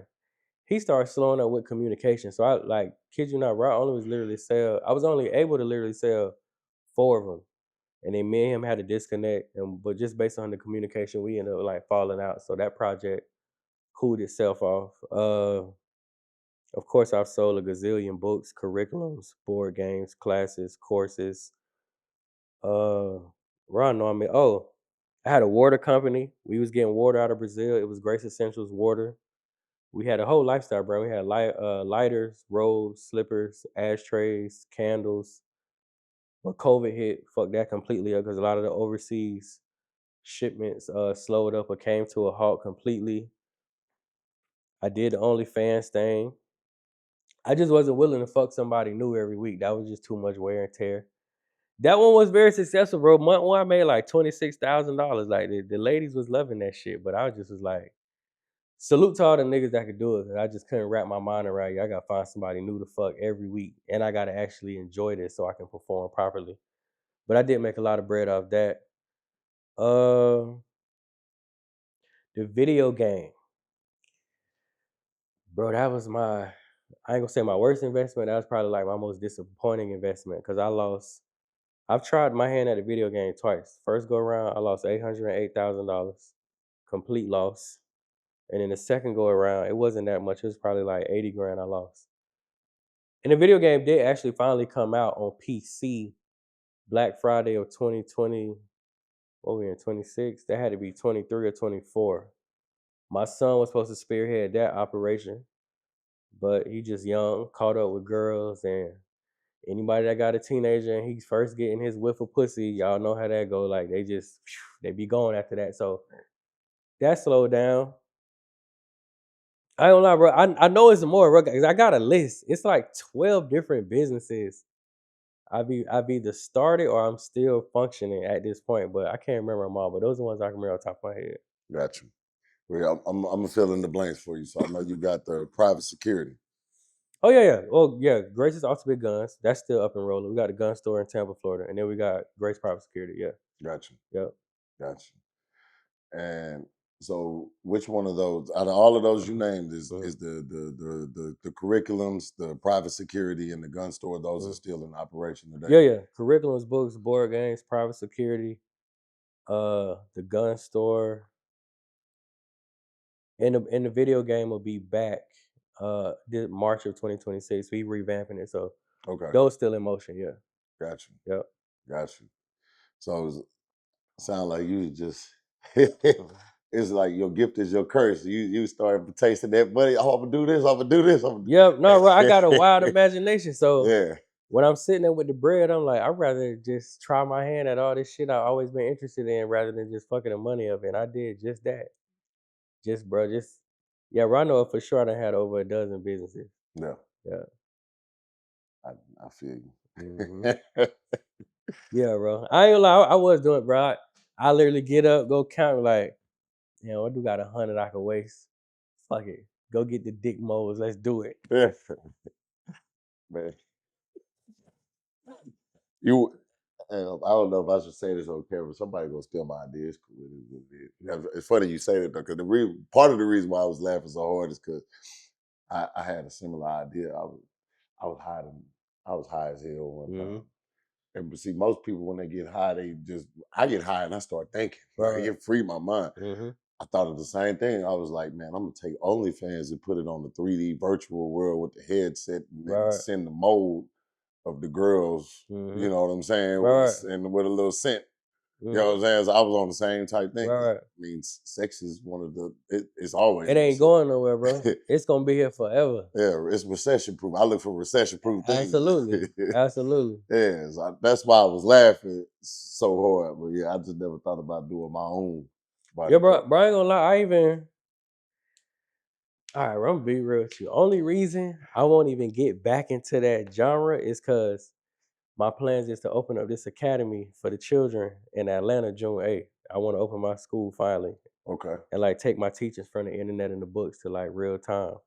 Because me and my lady done discussed this like 3 times already. The one I came in with, just we be having a lot of fun. I ain't gonna lie, bro. I have days where I be looking at them videos and I be like, well, we'll be multimillionaires all over again. I let this shit hit the net. But I always be telling her, I'm like, I can't. I'm not finna be telling people bring their kids to this school. And then their mamas and daddies watching us fuck later on that night. And I was like, I ain't doing that. But I ain't gonna lie, bro, you already know, bro, that industry is just, it don't sleep. It don't have no downtime. That motherfucker pumping money 24/7. And for me, I like to have fun. Like I have an interesting lifestyle as is. So it do be some days I be indulging in certain shit. I'm like, man, if I just put 5 minutes of this shit up, I know they're gonna. Yeah. But I'm like, no, I'm gonna chill. I'm focused on the kids again. So that's good. That's their test. That's test. Yeah. Yeah. And I ain't gonna lie, bro, that's what at 36, I be wanting effortless money. Cause I done work hard all these years. I do be thinking like, damn, this money would be so easy. But I'm like, nah, I'm gonna stick to my script. Yeah. I'm gonna stick to it. Yeah. No, for sure, man. Well, power to you on that, man. So appreciate it. So when during your journey, man, when was it when you knew like, damn, I made it? Like your first time going viral. I know you had the video with your daughter, and you dropping the rounds in her hand. Yeah, and she blindfolded, and she can tell you what the caliber is, things of that sort. Was that your first time going viral? No, bro. Before that, it was a video with the kids where I was quizzing them on some historical Black figures and money and assets and liabilities. That was the first time. It was on her birthday, actually. It was June 8th, 2000 and I want to say like 16, I think. Because I've been an entrepreneur for 14 years, but I only been quote unquote famous for like 10. But it Okay. was like 2016 where we first went viral, where I couldn't go nowhere no more without somebody pulling up on me. Yeah. hmm Yeah. And But the whole concept, bro, of yeah, bro, I'll say that's when I felt like I made it. I remember going to Miami. I mean, Denny's like 2 in the morning. The motherfuckers was like, I remember like it was yesterday. My pops damn near drew down on him because they blitzed the table. He like, what the fuck? And he's like, can we get a picture? He was like, I want a picture with him. They like, yeah. He was like, he looking at me like, what the fuck? And I remember we got in the car. He was like, wait, boy, you famous? I was like, Dad, I don't know. I was like, I heard, they said something about I went viral. Cause I ain't gonna lie, bro, I didn't know what the word viral meant in 2016 yeah. until it happened to me. And I was like, oh, okay. The internet got the power to change your whole goddamn life. Yeah. And it did. Got you. Mm-hmm. And so you've learned how to, you like you said, intentional. Like I got 4 steps: identify, be intentional, execute, capitalize. Absolutely. So you that's kind of how you built your marketing scheme now. Mm-hmm. And it's kind of hard though, because like you go, let me.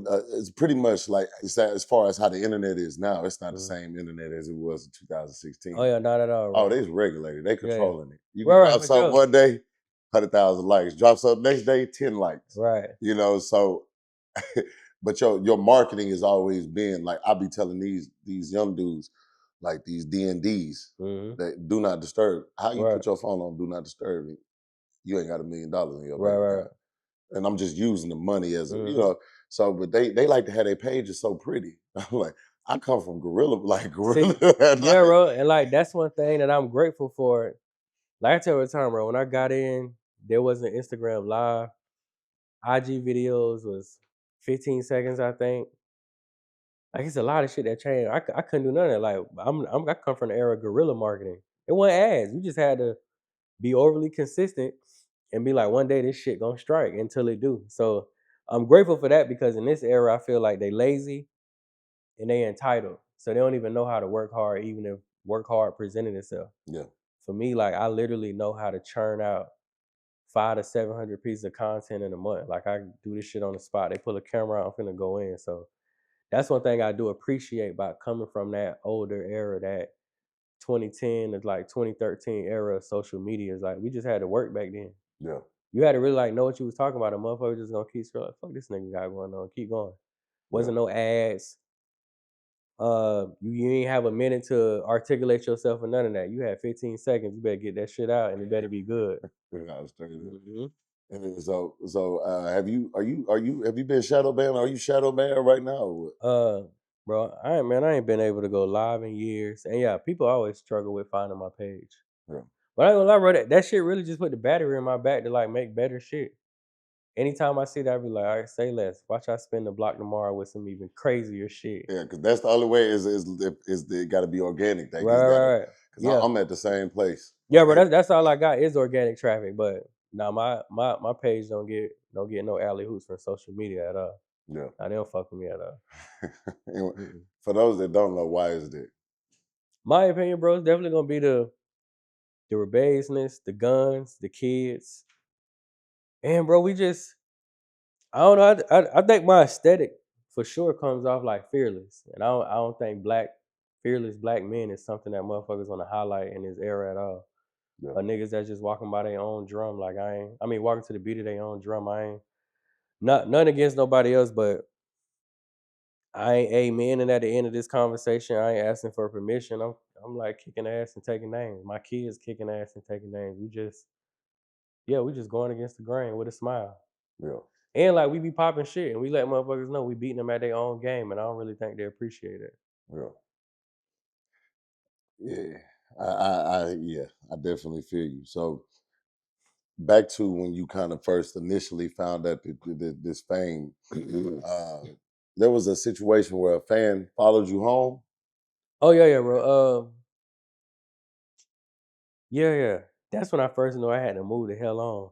Yeah. But yeah, bro, I just go into the crib one day and like 2 minutes after I walk in, I get a knock at the door. I come back and she was like, I don't mean to be a bother, but I'm a big fan, yada yada yada. I'm just like, we played it cool.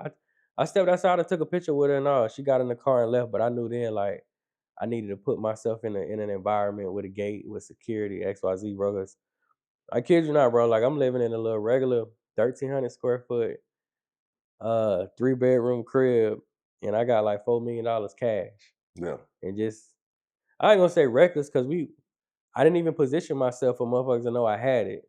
Like I didn't talk about having it, but I literally was just a regular neighbor next door that, and I ain't believe in banks at that point. So I'm really like got bags of cash in my house, my mama house, daddy house, XYZ. But I knew then I'm like, yeah, I gotta go. I never forget, bro, when Chelsea came to Florida for the first time. It's like 20. Well, she came to Florida for me. I mean, we got in the bed, and my side on the king side, the wood, I had an IKEA bed. The little wood slats had broke on my end. So my side, when I lay down, that motherfucker hit the floor. Like I'm like literally on the floor, and the person next to me is up this high. And I remember she said, she's like, "Damn, ain't no damn sense. You got $4 million cash, and this how your bed look." And I was like, "Baby, we not worried about sleep. We just grinding. I don't give a fuck about this bed. I want my money." But I knew then I was like, okay, I gotta tighten up. I'm bringing women to the crib. This shit look like the trap, but I do got enough money in here to buy 20 of these cribs. But after that, bro, yeah, I finally went in. I never forget. I woke the kids up, and I was just like, "Hey, we leaving." They like, "Where we going?" I was like, "We going to our new house." It's like our new house. They was like, "What about our stuff?" I was like, "Leave that shit. We'll get it later."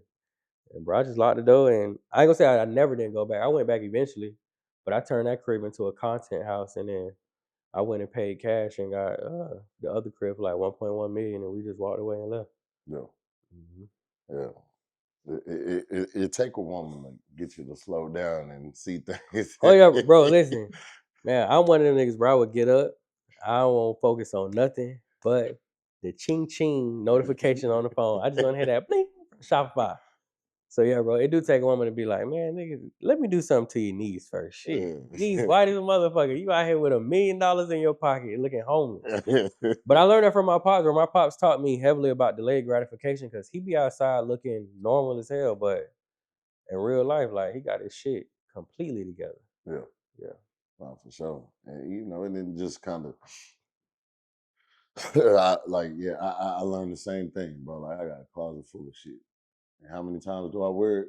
When Bro, necessary. same way. Like when my brother came home, probably had like two. Prior to him coming, had like 300-400 pairs of shoes in there.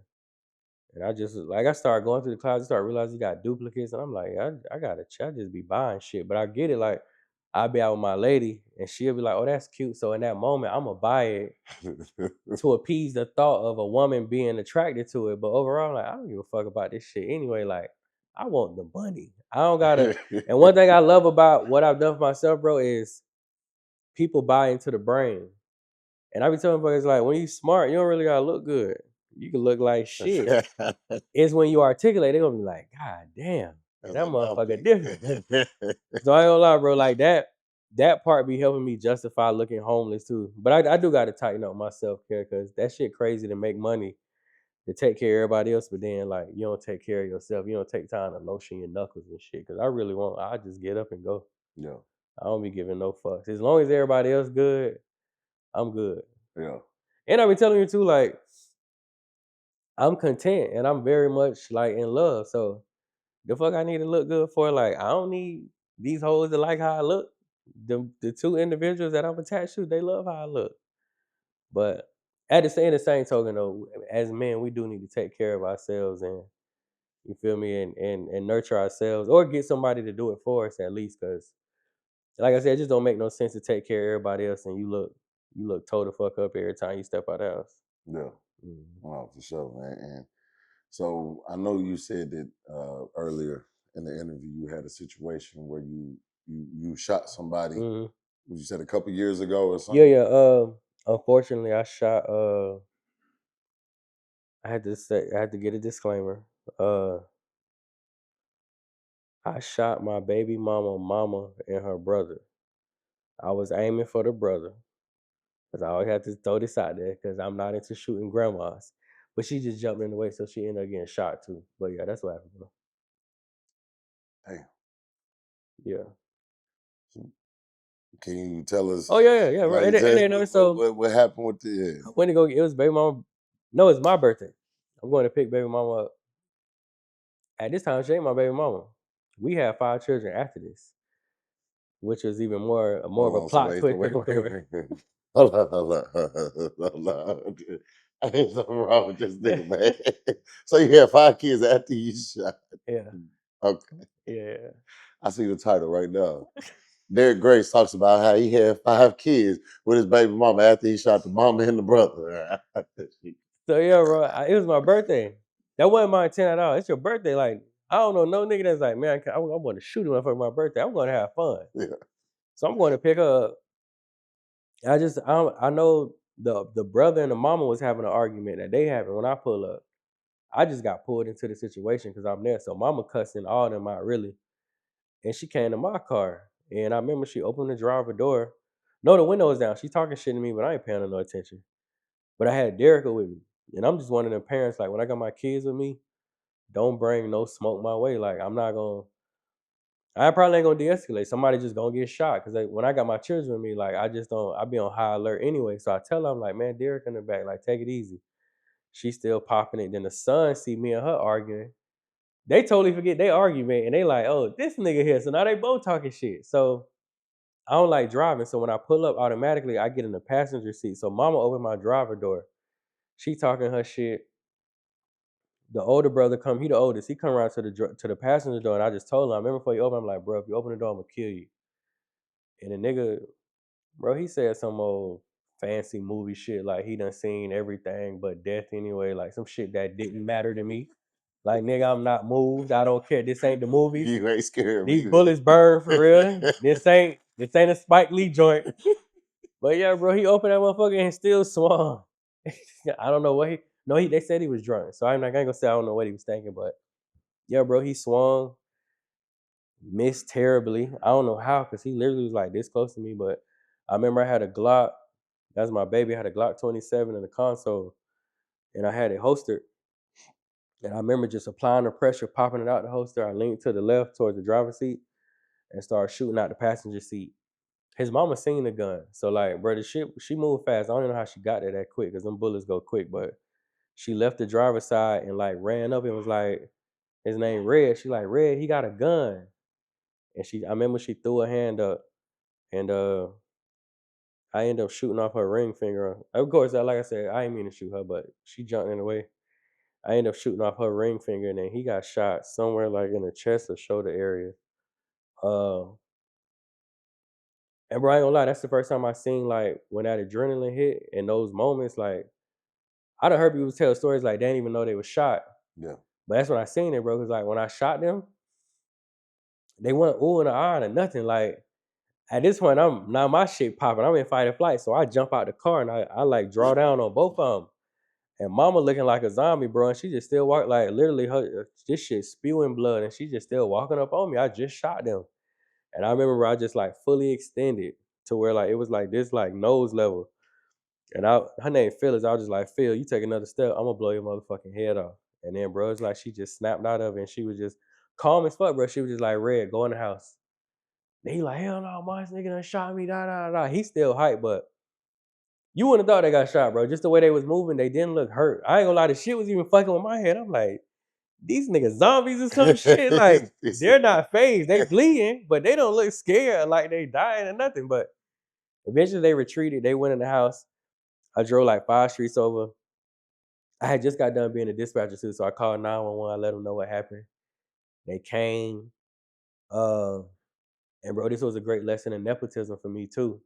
I remember when they got there, then 2 of them came first. So they pop out, they get on the little thing, they're like, driver, get out the car. So I get out the car. It's only me and Derrick in the car. Get out the car.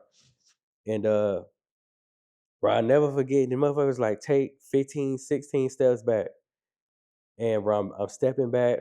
My basketball shorts fall a little bit. I pick him up. He was like, if you grab your shorts again, I'm gonna kill you. And then my mom like, damn, I'm tripping. I'm like, fuck, these white people with guns, like, nigga, don't grab your clothes. Just walk back. So keep walking back, bro. Nigga extra aggressive like they are. He searching me and shit. I remember asking him, like, bro, you gotta grab my dick like that. Like, you know it ain't no, I got basketball shorts on. He was like, do it for my safety, man, blah, blah. So they cuffed me. Niggas aggressive at first, throw me in the car. And I never forget, bro. I heard that music play when the angels come, and I just looked to the right and I seen my daddy standing there. And that motherfucker came to that door. He was like, "Why you didn't tell me you was Derrick Grace?" I'm like, "What?" I was like, "I'm the one who made the 911 call. I said my name on the phone." He was like, "Get out the fucking car, bro." So he take me out the car, and my pop standing there. He was like, "Listen, I'm gonna take these cuffs off you." He was like, "You all right? Don't worry about it. I'm gonna take these cuffs off you." He take me out the car. He take the cuffs off. He was like, "For the time being, I'm gonna put you back in here though." He was like, "The news gonna come soon, and we don't want no issues with XYZ." So he put me back in the car. Bro, another one come like 30 minutes later. He was like, "I'm gonna transport you to this car." I get in that car. I never forget, bro. The white boy turned around. He was like, "Only thing I got on my iPod is Eminem and Meek Mill. Which one you want to listen to?" And bro, I just remember looking at this white boy. I'm just like, "Bitch, I just shot somebody. I don't give a fuck about no Eminem and no Meek Mill." Like, and that was one of the first times I experienced fight or flight with like anybody ever been through it, the body lock up. Because bro, I remember when I called 911, the lady kept asking me, "Am I shot?" Because I'm hyperventilating myself, even though I'm the shooter. So bro, he put me in another car. My pop just comes to the car. He was like, "Hey, you all right? Don't just take it easy, relax. You all right?" So they take me to interrogation. Bro, the whole night was a crazy story. I get the interrogation, and they do this whole first 48 ass shit, bro. They bring me. That's when I want a snack. I don't know how them niggas be eating snacks on anything, bro. Like the food was the last thing on my mind too. When I'm just sitting there. I was like, "I'll take the Sprite." So he give me the Sprite. He like, "Tell me the story." I tell the story twice, and he was like, "Look at me." I look at him. He was like, "You promise you telling the truth?" I was like, "I promise, bro." And where I kid you not, he was like, "Look, when you walk out of here," I can't remember exactly. He was like, "I want you to make two rights and a left. Your dad in the back." And bro, I literally walked out of like a back door at the sheriff's office, and that was the end of that story. Granted, to me it was self defense, but I just know that's when I said I learned a great lesson in nepotism. And when niggas be saying it's about who you know, XYZ, that shit really can change the trajectory of your outcome. Because that was it. I never get too real. My license was suspended and my tag was expired. I remember he came to the car. He was like, "Where's your mom? Your mom live close by?" I'm like, "Yeah." He's like, "Tell your mom come get the car now." He was like, they need to move fast for anybody get here and blah blah blah. And bro, that shit just was. That was it. Yeah. So let me ask you this. So at this time, this was when was this? Um, what birthday was this, bro? I know this is in my 20s for sure. This wasn't my 30s. This had to be like 20, maybe 27, Okay, 26, 27. got you. And so during this time period, number one, did you know your laws? So did you know Nope. this happened in Florida? So was this the stand your Oh ground yeah, I law? knew stand your ground in self defense. Okay, got you, But other than that, like how I know it now, hell no. got you. I just knew motherfuckers approach the vehicle. I did understand that that's vehicular burglary if you grab a motherfucker door and reach into the vehicle. So in my mind, I'm already working my mind around like this self defense for sure. Like I'm in the car, I'm in a I'm in a non-combative position, and they trying to attack me. It's two of them, and I got a baby. So I'm already rehearsing in my mind, but like as fluent as I am, not hell no. Got you. So your mindset while you're doing this is okay. Taking self defense. Right. Got you. So as you start going through it and things of that sort, like did it translate to that? Like Yeah, bro. pretty Look, much what I'm trying to get at is, did you get lucky? If it was another circumstance, like you said, without the nepotism, would that outcome have become a little bit different? Would we be talking to you behind a jail cell right now? I think one thing they could have argued is if I had the ability to retreat, because I'm in a vehicle. Yeah, So the question would have been, could you not have just locked your doors, roll your window up, and drove off? yeah, Now my rebuttal would have been, I was in the passenger seat when the shooting took place. So in order for me to get to that driver's seat, I got to go through these two aggressive individuals to walk around my car.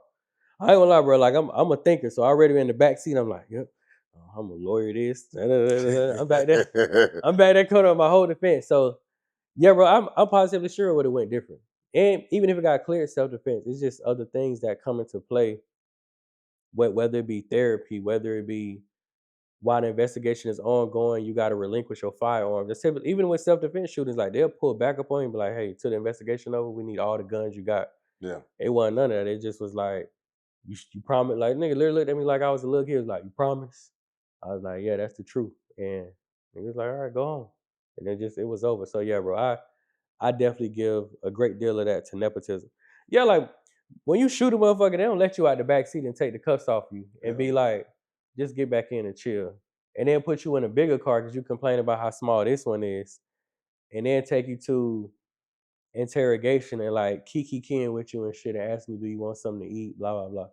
I mean, I see sometimes they do because motherfuckers be ratting on the whole neighborhood. But yeah, Yeah. yeah. What is it? Italian beef and beef and the Pepsi or whatever they be talking about. Yeah. Mhm. So let me. So how is your relationship with? The family. Yeah. Uh, I will say, bro, I've seen all the brothers since then because she got 5 brothers. The reason me and her have had our seasons because me and her brother that's right above her, we was best friends as kids.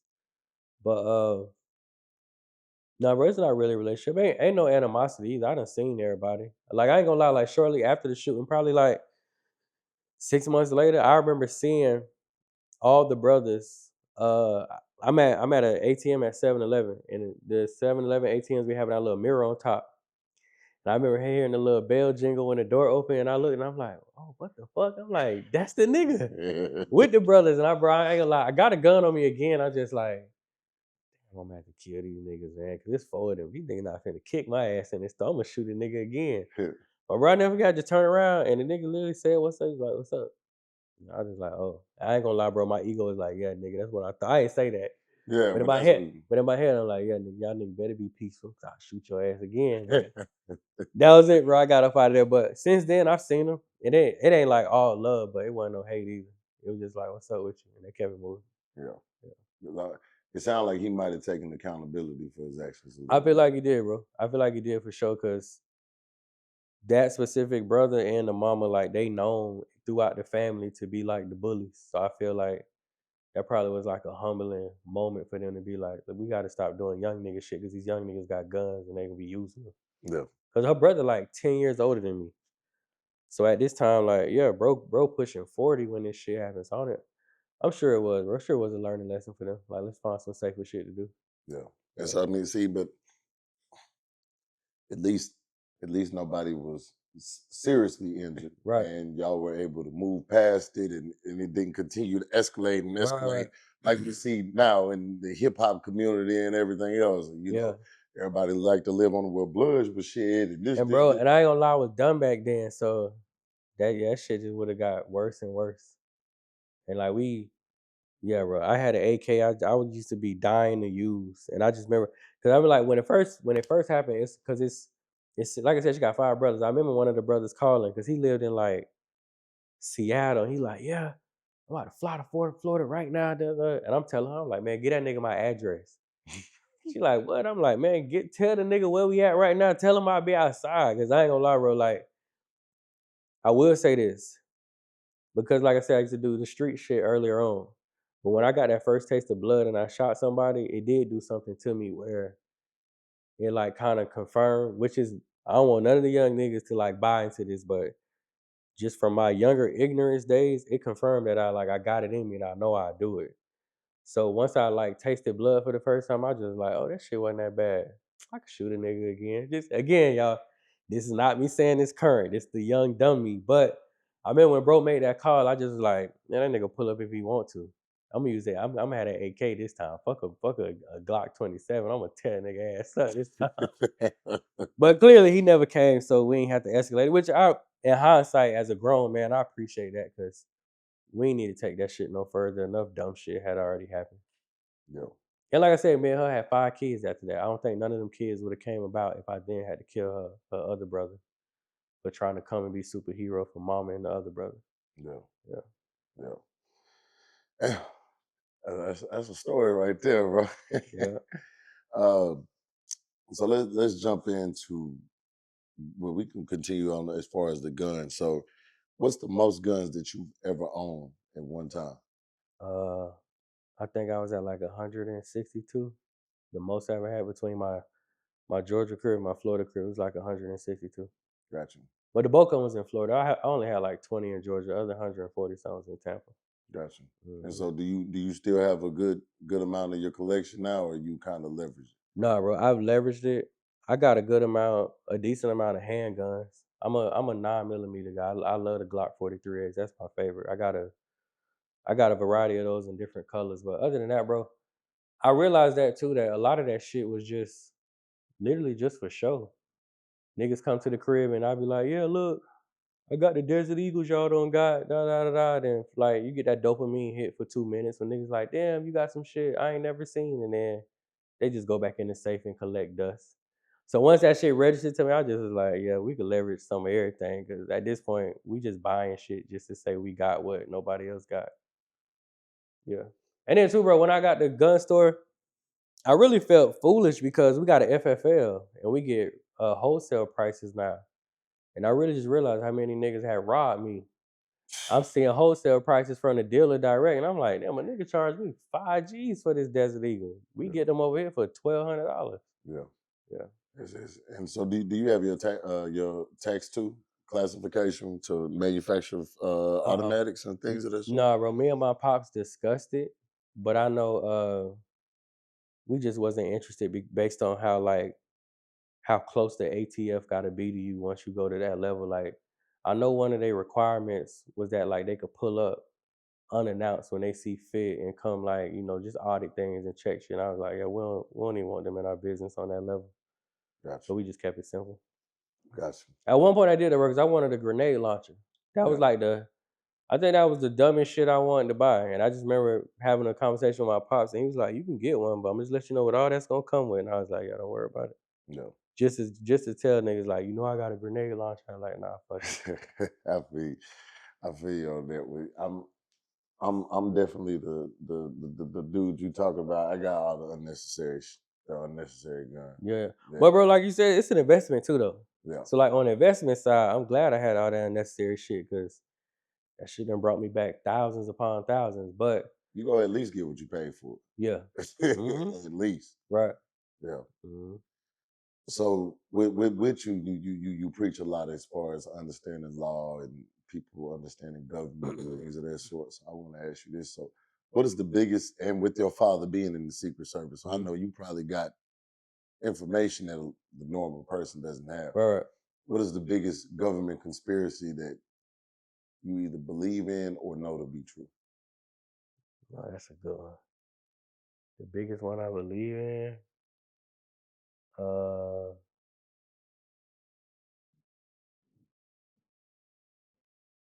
yeah, bro, that's a good one.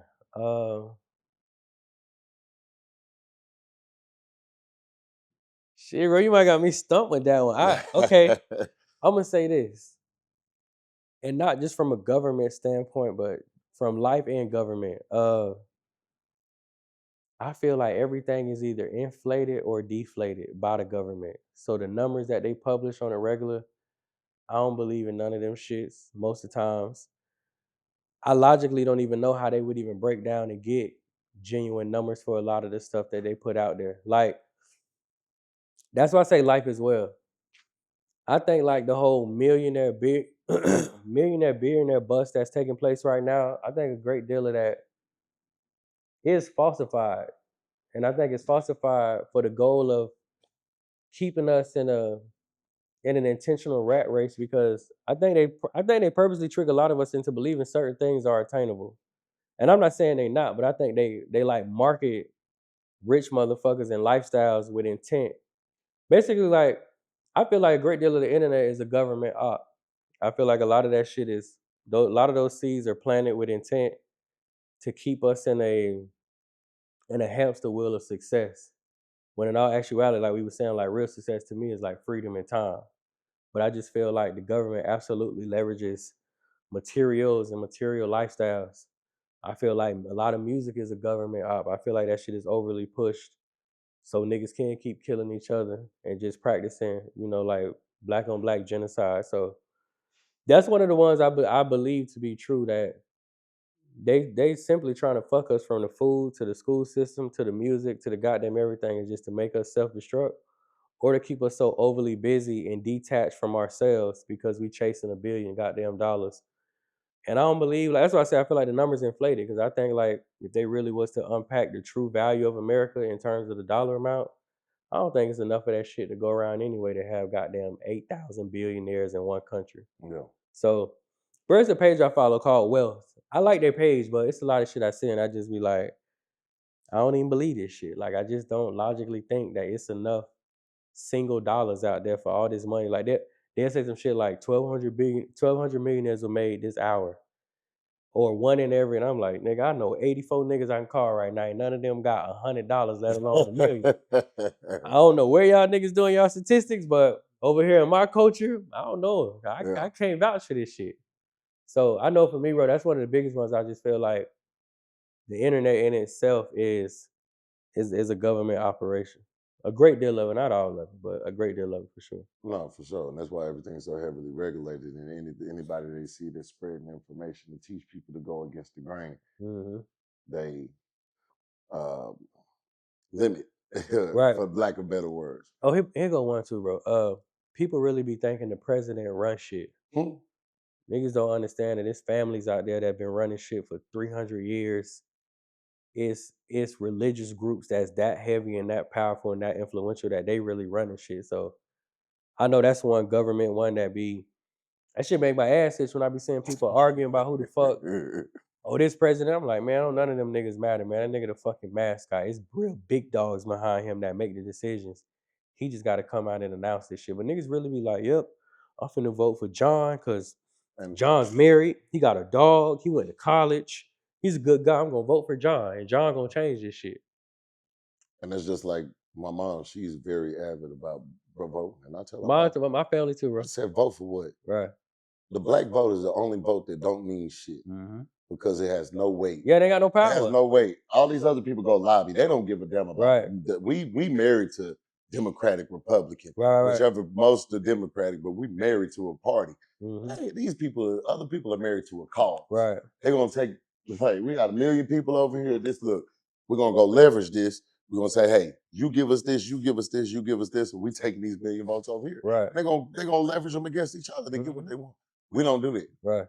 We don't do that. No, bro, we really the only people that think like only thing that counts in voting is getting out there and voting. Like, no, y'all niggas need some money, some power, some resources. But yeah, bro, that's one of the biggest ones I see to this day is motherfuckers really be like, man, if we got to gather the family because our vote count. Yeah.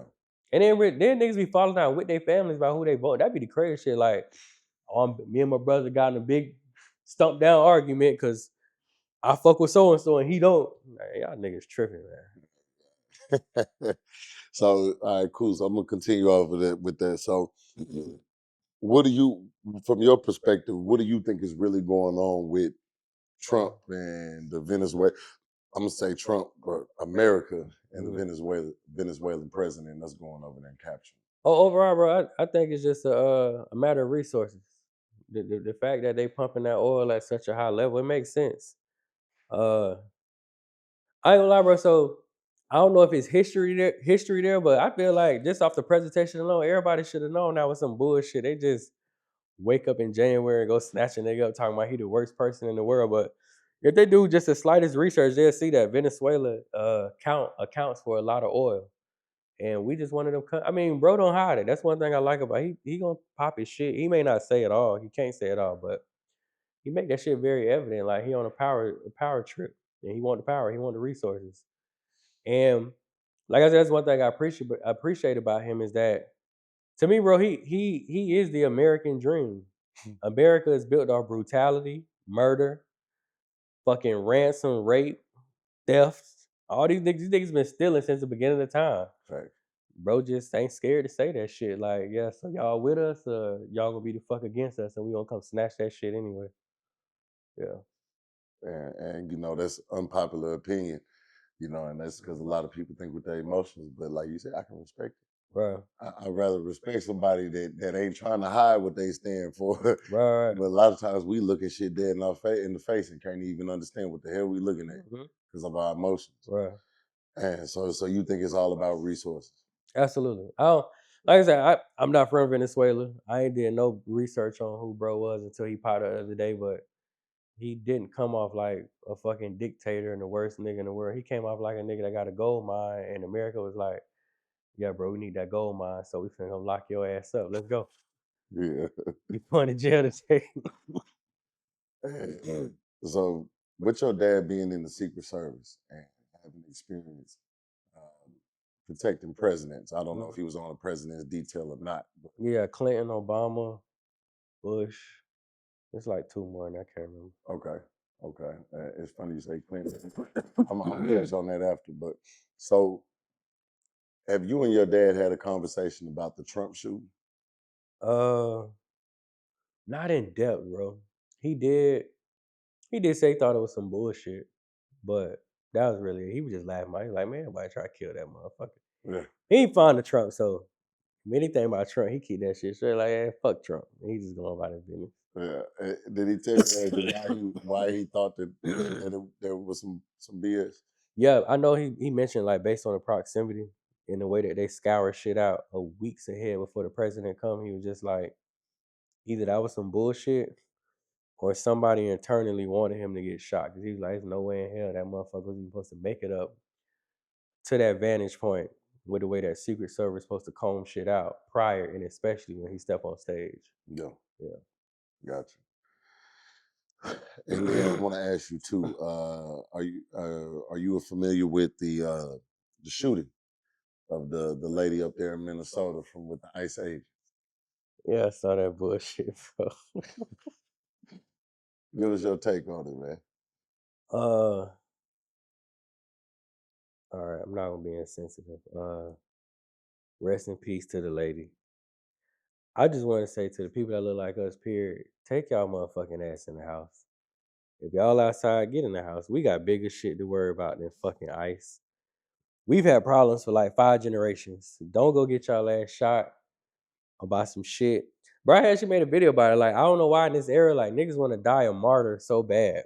And it don't even be for no profound shit. Like, salute to the Hispanic culture, because I got people within that culture that I got a lot of love for. But I'm gonna step on a limb and say, like, I don't think none of them gonna create that young lady a memorial in the next 10 years and celebrate her annually because she was out there fucking with ICE about the way that they snatching up immigrants. Niggas need to find something productive and safe to do. And if they really want to be disruptive, it's like real progressive ways to be disruptive outside of, like, I'm gonna ride through where ICE is hanging out and get in the way and shit and antagonize them and talk shit.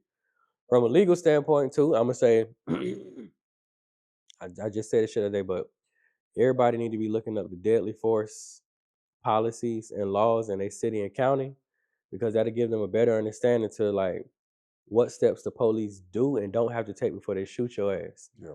Based on her situation, when a vehicle is used in that manner, it's absolutely considered a deadly weapon in the instant. So based on that, he can't legally use deadly force if he decides to. And when you reverse that motherfucker and then cut the wheel and turn some more, and it's a motherfucker in front of it and trying to snatch you out, you asking for it. But I said this, bro. I feel like people like us know better. We barely can't walk around them motherfuckers, period. Let alone, like, hey, you want to go, bro? Nigga get that car right now. I'm like, hey, you want to go antagonize ICE today? I'm like, man, what the fuck wrong with you? What? You better play with them kids or get some ass or something. But I ain't gonna lie, bro. I feel like that white privilege backfired because they just be doing shit. Shout out to the white people because I got love for y'all too. But y'all be doing shit. Y'all just be.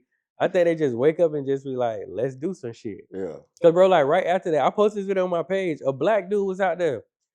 Y'all shot that lady, and then, bro, when ICE told him back up, the nigga, it's on my page. The nigga reached and like smacked the gun away, and I'm just like, I'm like, bro, if he had a blew your fucking head off, it would have been niggas look just like you would have got on camera and been like, that wasn't right. No, like, that's why you got to study they deadly use laws, because that's a one-way ticket to motherfucking heaven or hell. Nigga gonna blow your face off doing that. So yeah, like bro. said, the emotions, man. People, yeah, it might not be right, but it's lawful. Right. From a moral standpoint, he could have just let her weird ass get on. She on bullshit. Get up out of here, lady. But from a legal standpoint, he had every right to shoot her. Yeah. Like, once you use that vehicle in an incorrect way, it's a deadly weapon, and then they get to do whatever they want to do at that point. Yeah. But yeah, bro, I think all in all, like, And motherfuckers generally want to be disruptive. There are progressive and healthy ways to be disruptive besides like, yeah, man, let's just go out in 20-degree snowing ass weather and argue with niggas with masks and guns. Like, it don't even sound like some shit black people finna do. If a nigga asks me like what they look like, bro, I don't know, they got on masks and AR-15s. I'm gonna stay right here, bro. You let me know when you get back. That sound like a fucking death trap. That sound like some niggas I don't want to bother with. Like, nah, I'm good, bro. They sound like they on bullshit. I'm straight. So, what would Derrick Grace now tell Derrick Grace then? Derrick Grace now would have told Derrick Grace then to treat myself. Cause in retrospect, bro, my heyday should have had a lot more memories and experiences. The people around me got a lot of memories and experiences. I have more memories of going to get the money but not enjoying it. They got all the memories of enjoying it. So if I could do it all again, I know I would do that differently. And I would have audited the mothers of my children better, because I did audit them to an extent, but I should have did better. I would have audited the mothers of my children better than I did the first go around. Y'all want everybody to know that who you have kids with can literally upgrade or destroy your fucking life. And even if it don't destroy you, excuse me, it'll take such a toll on you. It'll take you years to mentally recover. Fuck the money, just mentally recover from the shit that you go through having babies with the wrong person. And granted, there's no way to know literally if they right or wrong until shit go wrong. But yeah, I don't know. Niggas just got to be careful, especially men, because I done learned some hard lessons leading with love. That shit backfire. And women are loyal to their emotions, not really the man they with once shit hit the fan. No. They're gonna be loyal to how they feel that day, not the ideal of family unit and bonding. Men more so be loyal to the family, like, oh, I got to do this for us and we. Women be like, well, I'm sick of this, so I'm out of here. So yeah, bro, I would have did that different. Gotcha. Yeah, and before we wrap this thing up, what you want to tell the people? What's one thing you want to leave them with? Yeah, bro. One thing I would tell them is shit, bro. My biggest thing I tell them, bro, is just die empty. Like, really make sure, do your absolute best to like leave it all on the court on a daily basis. Uh Hold yourself to your own internal standard. Don't measure your work or your accomplishments with anybody else's. Like, genuinely be able to lay down at night and know that you gave today everything you needed to give it. And yeah, bro, fail fast. I tell everybody that. Whatever you on right now, man, hurry up and go do that shit and get it out of the way so you can fuck it up and learn a better way to do it. But the longer niggas sit second guessing, overthinking, or being like, I don't know if I should jump, you gonna miss that shot every time. And I guarantee you it's 1,000 other niggas want the same outcome that's jumping. So I tell everybody, bro, fail fast. The faster you fail, the quicker you get to the right answer.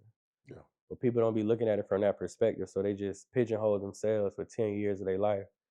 By that time they washed up, the idea of them being used 50 other times. So it's a wrap anyway. No. That's one thing everybody realize. Even when we talk about the businesses, I just fail fast. I jump out the window. Every time I got an idea, I'm going. Don't give a fuck who going with me, who ain't going with me, but I'm going. Yeah, no SOPs, no policies, going. procedures, nothing. I tell everybody, bro, like the more experiences you get, like I don't attach myself to outcomes. I attach myself to the experience. Yeah. Yesterday is gone, and what's today? Saturday? I could die on Monday. I'm not gonna stress about some shit on Sunday. So that's in the future. I'm like, all I can focus on is right now. And I just attach myself to like right now in the experience. And that's what I think life really is, a combination of experiences that you can take something from to provide wisdom to the motherfuckers that's following you, being led by you, or love you. So that's my whole thing, bro. I'm going to gas it. I'm going to fail. I'm going to fuck up. I'm going to win. I'm going to max this shit out. But my children literally, and the women attached to me, going to be able to say like, baby, I know a motherfucking wizard. I know a nigga that damn near got an answer for everything. And if he don't, he know a nigga that got the answer. Yeah. But yeah, bro, it's to me, that's just the epitome of life. Just going out there doing shit. Like who wanna live a basic ass life? Be a nigga that ain't did shit, ain't seen shit, ain't never fucked up, ain't made no mistakes. And them fake perfect niggas be miserable anyway. They don't have no accomplishments, no experiences, just an old dull ass, safe ass life. Facts. Yeah. Worry about and look, them perfect people, bro. That's like I tell people about embarrassment. You can't be embarrassment is a self-inflicted wound. Right. Like I've been in the gym before, and I got in there and I had the 100 dumbbells and I sat down crooked on it and Right. boom, I got up as slow as I could. Right. Hey, got right back up. I didn't look around, wasn't worried about it. I'm not embarrassed. Right. I'm in the gym. I got a 100-pound weight. Right. I don't care if it was 5-pound weight. Right. It's just, you know what I'm saying? So yeah, live your life.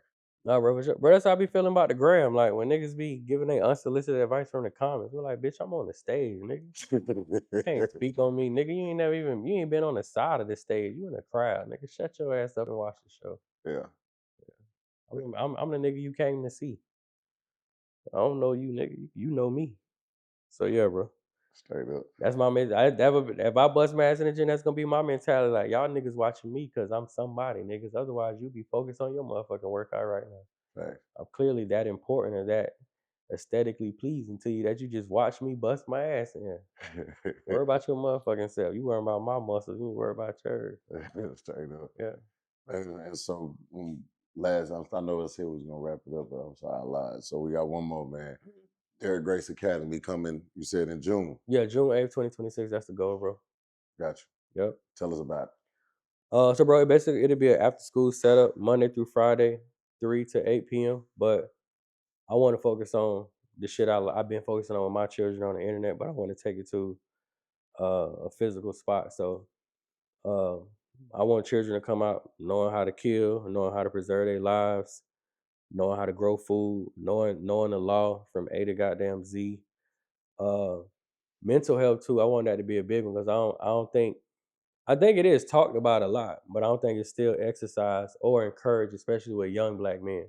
Shit, even older black men. But the mental health aspect, them knowing how to cook, bro, everything from domestication to violence preparation, living off the land. So basically everything they watched me give my children over the last 10, 12 years, I want to create an environment where I can give that to other people's children. So the goal is to launch that in Atlanta.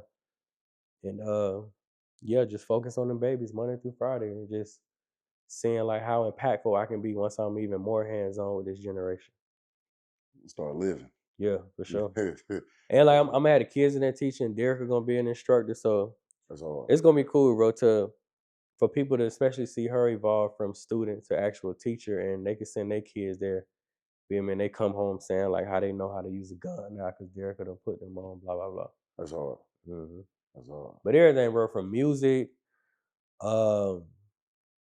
sports, everything, bro. I want to enlighten this generation to a whole new level, beyond what that watered down ass school system giving these kids these days. Yeah. Mm-hmm.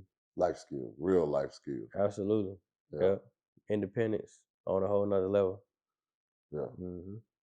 Man, it's hard, brother. Well, man, I appreciate you for sitting down and opening up not only your time but also your mindset, your thought process, which is your goal. You know what I'm saying? Your intellectual property, and sitting down and sharing it with us and the people out there, man. Until next time, brother. Absolutely. I appreciate you for having me. Yes, sir.